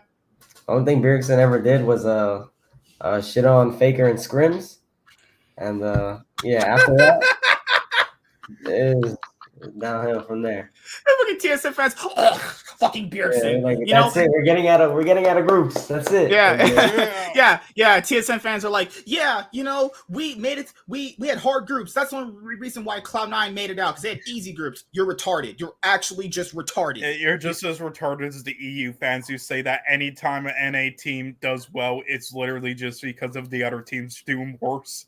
I swear, you're dumb. I swear, if the roles were flipped and Bjergsen was on Cloud9 and did well at Cloud9 like the way Jensen did, or on Team Liquid, motherfuckers would be really quiet. I love they would be dick sucking Bjergsen then. But I mean, sorry, dick sucking Jensen then. Even Sneaky, a player that no one really values highly, the only international ADC that is getting out of groups consistently, been to semifinals, competed internationally very well. People are going to bring up, well, didn't he get gapped by better ADCs? Yeah, guys, that happens. What's wrong with some of you people? If you say to me that Uzi's better than Sneaky and Uzi got Sneaky, how is that a surprise? If Uzi's better? Logic. People, use your brains. Yeah, now, again, even though Double did literally nothing internationally, the player gap just between him and Sneaky is big enough for I can at least understand putting Double Lift ahead of Sneaky, unlike Bjergsen ahead of Jensen. But still, what? Besides that MSI, where it was literally just because of IG being like the night before. Yeah, these are just some NA plebs. Let's go to the karaoke bar, drink some soft kill, whatever, and then showing up fucking drunk for that series. What has Double Lift done internationally outside of that? He's made groups more competitive. Yeah, and then what? For fucking BRTT in Brazil. And then what has Sneaky done? Let's see, made Worlds 7 times and made it out 5 times. And again, the only 2 times he didn't, one of them was with that 2015 roster, and the fact that they even made it to Worlds and got 3 wins is just as impressive as making it out. And then the other only time, it was because it was literally like that was the one time that was just almost impossible, because Griffin and G2 in 2019, those were 2 of like not the best teams of all time, but the best of 1 teams of all time that we've ever seen, and they were in a group together against Cloud9. Now that's making it a bit too hard. That's a little too hard to beat there. Why is Svenskeren not on this list either? The only jungler we've ever had to get top 4 at Worlds ever. But because sadly, most of his years were spent being like a ward and shit for Bjergsen, so they ruined him. Sadly, 2 good years, doesn't cut it. But so Vulcan, Svenskeren don't make the list, but Core JJ does. Okay, now Sven, I would fucking take over. Oh Lord. Did they even have Pobelter on their list? Pobelter's not even on their list. Yeah, a lot of people forget Pobelter did well. Did a lot of work for Team Liquid. A lot of those rosters, actually. No, but he did well on a lot of shitty teams like fucking Winter Fox and stuff. Remember also, this is how crazy the league system is in general, not just for Pobelter. Pobelter was voted top 5 LCS mid laner of all time. That guy's not even on a roster. A player that the collective people of the league community agree is the 5th best or 3rd best mid laner of all time for the LCS isn't even on a roster. That's disgustingly crazy. Because if you go down here, top 5 LCS top laners are Impact, Someday, Haunter, Dyrus, Ball / Darshan. That's not how list works, people. But I guess if you have ties, you can. Yeah, well, yeah, that's understandable. I mean, but top 5 LCS junglers are Smithy, Blabbers, Svenskeren, Meteos, and Santorin. That's a pretty respectable list. Okay, that one's fine. Mid laners, Bjergsen, Jensen, High, Pobelter, Power of Evil. Abadage came into the league. Yeah. Won a title. One title, okay? Made finals back-to-back. What has Power of Evil won? Why is Yeah, Abadage it's literally not here? just for longevity. That's it. Because this is not based off play. I don't care how long Pablo was played. He's not. He made back-to-back finals of FlyQuest. Okay, cool. He didn't win them. Abadage made back-to-back finals and actually won one of them. Also, was a huge impact in winning for 100 Thieves. Okay. Hey, I mean, if you want to go technical and not count TSM's 2020 rig title, then you can say Power of Evil won one because FlyQuest got first. The fact that Stixay's even here is disgusting. It's literally just longevity. It's hilarious. That's because of his one MSI finals appearance, though. Right? His one split he hasn't won in I would actually take like Cody's son over him. I'll take anyone in there. Put anyone there. I don't give a fuck. Apollo should be there, honestly. I take Apollo over him. Already. I take Apollo over 6A any day on right there. Supports Core JJ. This one is Biofrost is not that guy. Alpha Moon not number one. I can see it. Wait, what? Core JJ's number? Oh my Why is Biofrost even on here? Biofrost is not as good as people keep saying. He's okay. Why is Smoothie, who got out of groups consistently? Yeah, no, Biofrost is a good he's a good vet. They're good players. It's hard. There's no one that really he's a good leader in game, and he's good, but he's not like top 5 worthy. This is literally just because of the TSM rosters he was on. No, he did nothing internationally. Holy fuck! And really, you're gonna put Core JJ over Afromu? Really? Talking about Biofrost. What is what? Oh, okay. I mean. It's all subjective, I guess. At the end of the day, I mean, it's whatever. But I like they put. I mean, I don't know if he deserved it, but I do like seeing Lemonation there. That's if you're talking just LCS, it kind of do a lot for the LCS. That would be like a number 5 right there. That is fine. That's like your benchmark right there, which is I think it's fine. We'll be ending the show in 4 minutes. Well, it's nice to have G-Beard Stacks. Actually, make sure you guys go check out his YouTube channel. Actually, could you link it in the private chat so we could put it, in the stream chat? Actually. Got you. Hit him up, and he was like, "Oh, I'll show you show." I was like, "Oh, okay, cool. That's pretty easy." Usually, you kind of battle back and forth with some people doing this shit. It's for some reason because the internet is so hard for some people just to get across messages for some reason. And then you have Sean here who comes in with his takes, and my brain be frying. Yeah, you say that, but then I'm right the majority of the time. He's usually never right. He's usually dick sucking off a lot of players. No, Well, that is true, but then the majority of those players end up, living up to expectations, Sean, are you a mod here, actually? I don't know.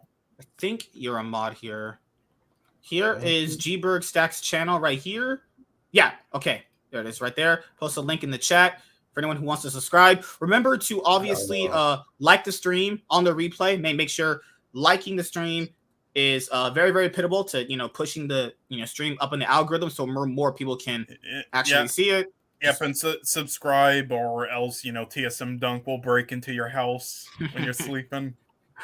Also, the channel, I'll be making a channel update video very soon, and also telling you guys what we're gonna do on the channel. Oh, okay. So the Cloud9 podcast, I'm still gonna be doing multiple episodes. We saw it 2. I've just been so busy recently that I've been only kind of putting things into one.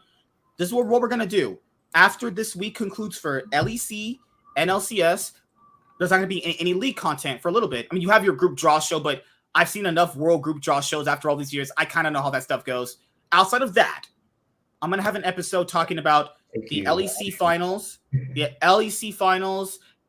LPL Gauntlet and their finals, and yes, and we're going to do all of our all pro teams, MVP, our top 10 players all time, all that stuff. We'll have an episode for the LEC, LPL, and the LCK to make up for not being able to talk about them because, guys, I've been so busy. There's something that happened in my life, something happened really personally that I can't explain to you guys, but it caused me to take up more time than I need. So that's why I want to do more episodes for you guys. I do, but personal life and work comes in. It's just kind of what we can do. Yeah.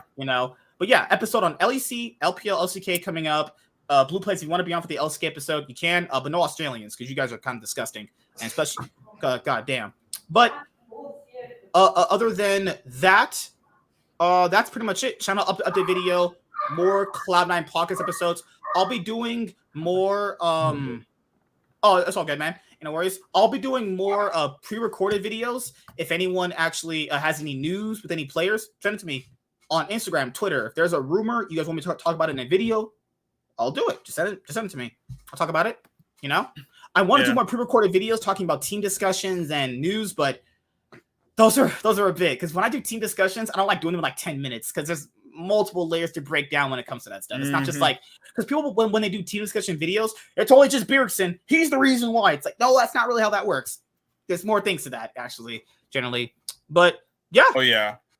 What else do you guys want to say before we close out? We got about 1 minute. Well, all I'll say quickly is that if Tinones has been on an LCS team for like been in LCS, I think he would actually be on LCS teams for the last 4 or so years. I think he's the one Brazilian player, because you talked about MSK, you talked about before. Is there any Brazilians that are good enough for LCS? I think Tinones actually is the mid laner, and he's going to Worlds again. He carried a fucking shitty team, fucking shitty ass Robo Intin. So yeah, and then I like that interview of Fudge telling everyone to go fuck themselves. And then also, I've thought of another mid laner who I would put over Power Evil. Fucking, I would even put Zhao Wei Zhao on there. That's how far we're going. Oh, Lord. But yeah, guys, we had a great episode today. Nice to finally have Mr. G-Berg Stacks join us. I mean, is there anything you want to say, G-Berg? You want to come back next week to tell us why we were all wrong, actually? Jesus Christ. My fucking channel, it's I do draft analysis. I'm gonna do like patch rundown and shit like that. But besides that, in terms of NA's ability to do well in Worlds, I think the way they've been drafting is honestly perfect for them. They need to go more scaling. They need to have these edges in draft in order to actually overcome these better players, because that's probably the only way they're going to do it. And they need to pull out these pocket picks. This Champions Queue thing is going to be big for NA as a region. I think that's going to be amazing. Maybe they will be able to like redefine what the import rule is, and we're going to see a whole bunch of talent coming in. Yeah, I think they need that edge actually, because inherently going in, they're going to have worse players than LPL and LCK teams. So the only edge you're going to have is trying out different picks. And because back in the day, you remember how it was at Worlds, they have worse players, not do any different picks, not be flexible. So they're trying to just beat better teams than them just as playing standard. No, that's not going to work. It's not going to work. You have conceptually way worse players on paper. It is not going to work. You have to give yourself some edge. If you're the underdog, you got to give yourself some edge. The only team that ever did that was Cloud9. They would just like pull out certain picks that were good against certain matchups. And that's sometimes how they got out of groups, But I enjoyed that. And I like that. And I think they were the only team that would really consistently do that, though. Other teams would go, yeah, I know they're kind of flexible. They're kind of playing different picks. We'll just play standard against teams like SKT and EG and see if that works out for this. Yeah. No, that's not how that works. You're already at a disadvantage. You need to kind of give yourself an advantage over those teams. But if you are watching on the replay, we are trying to get to 1,000 subscribers. I'm gonna try and push for that. I know it's gonna be a little bit harder to do that because I have another YouTube channel that I do a lot of work on, my other main YouTube channel. So if you guys like the content here, hit the subscribe button. You're already here. Just hit the subscribe button, hit the like button. Helps out a lot. Also comment down below. If you guys liked one of our takes or want that, just create engagement. That's all I ask for. There's going to be other roster news coming up. There's other roster news that I haven't got a chance to get to. Double-F's girlfriend is going to be, I guess, the president for Sentinels. I guess. Yeah, well, that is a team that I could definitely see in LCS in the future. That. One very last thing. I'm sorry. This person who I was going to actually have on a show, who I still might actually, give or take, because he's kind of busy too. We've actually talked. Let me see. There's a few reports for this. I might make a video off this. I don't know yet, particularly. So there's this guy's reporting that TSM to part ways with Chowie. I think that's not too far out of the realm of possibility. Yeah, I did think he was a great underrated player for years, a legend, like played for so long, and he's a great coach, I think, but it's just not a good fit. It was not. So I think he also tweeted something out too that was really interesting. There is one LCS team that is really looking to sell their LCS bot for 2023. Who do you think it is? I hope it's Golden Guardians, but I hope it's fucking Dignitas. It's probably Digger Golden Guardians. Well, I would like Dig to just stay, but just like get new management and everything because just of their legacy in the league. But Golden Guardians, I could give two shits about, and they've been just nothing but garbage. They had one good roster and then just sold them right away. All right, just get rid of them.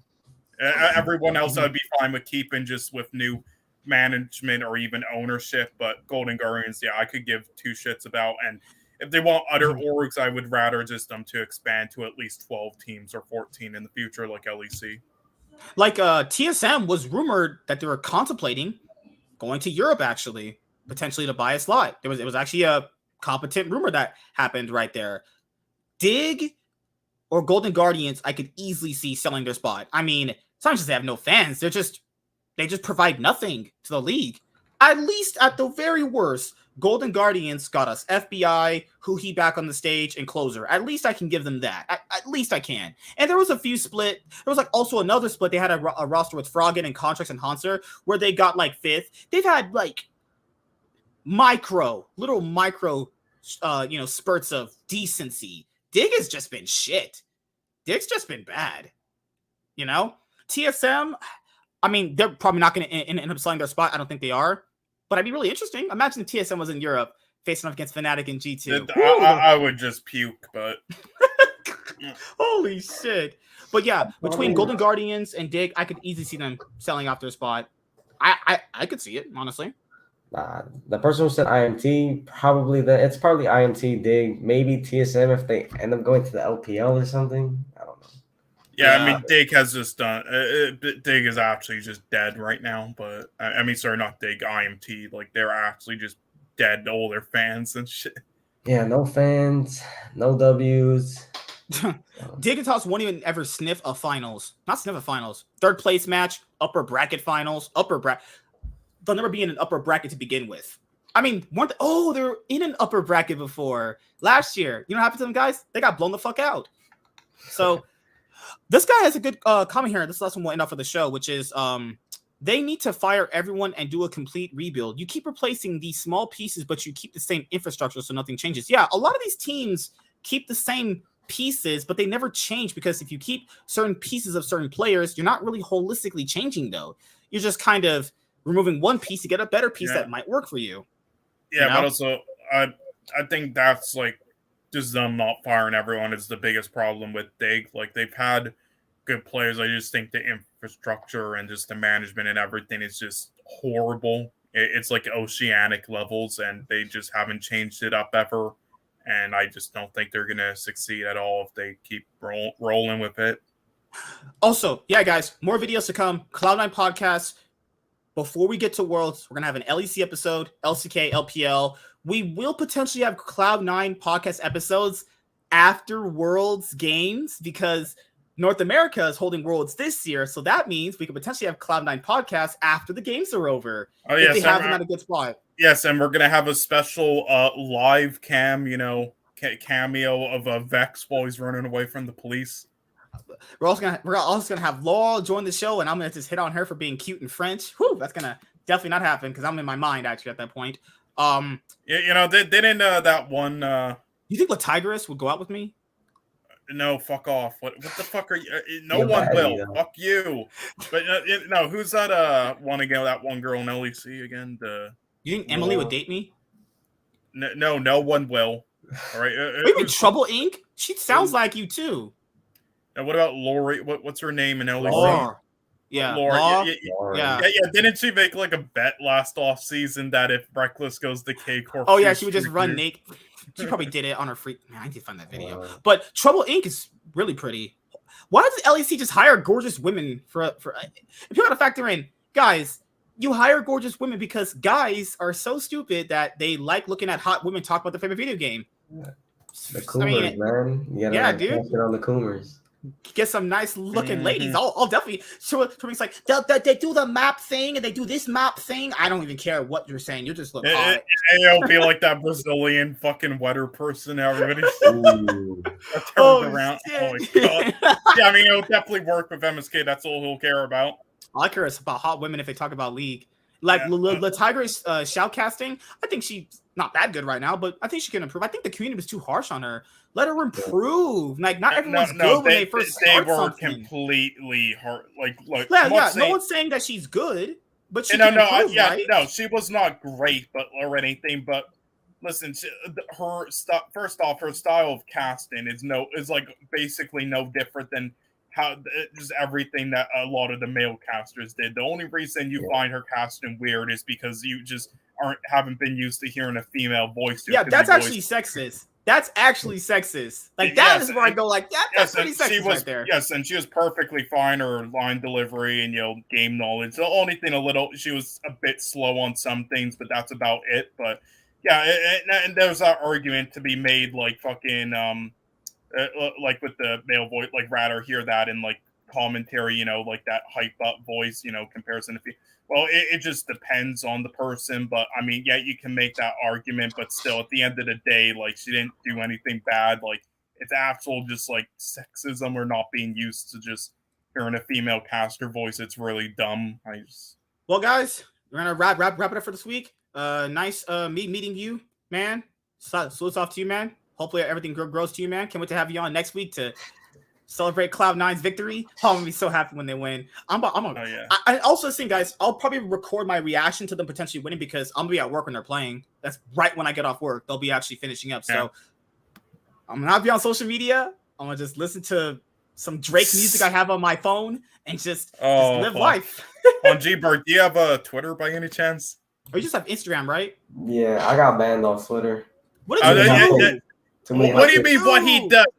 He had an opinion, so Twitter banned him. He was Twitter. Like Bjergsen's worst player of all time. They were like, okay, this is a little. I gotta get back to him now. Yeah, literally, that's Twitter. But no, man, what happened? What did you say? What? I don't know, man. I forgot. That was like. What do you mean? What he said? That happens. It's Twitter. Literally, you'll make like a bleach joke to one of your best friends on Twitter, and they'll think like you're saying that to as an insult and to like a complete stranger, and they'll just ban you permanently.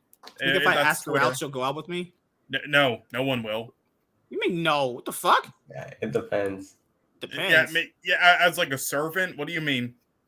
Jesus. This one, don't even type that, bro. No. I should type that to her. No. Oops, you fucking idiot. You type that. Yeah, but I really hope Golden Guardians doesn't leave the league, man. They've done so much. I really liked what they did with their roster this year. Let's get a good jungle.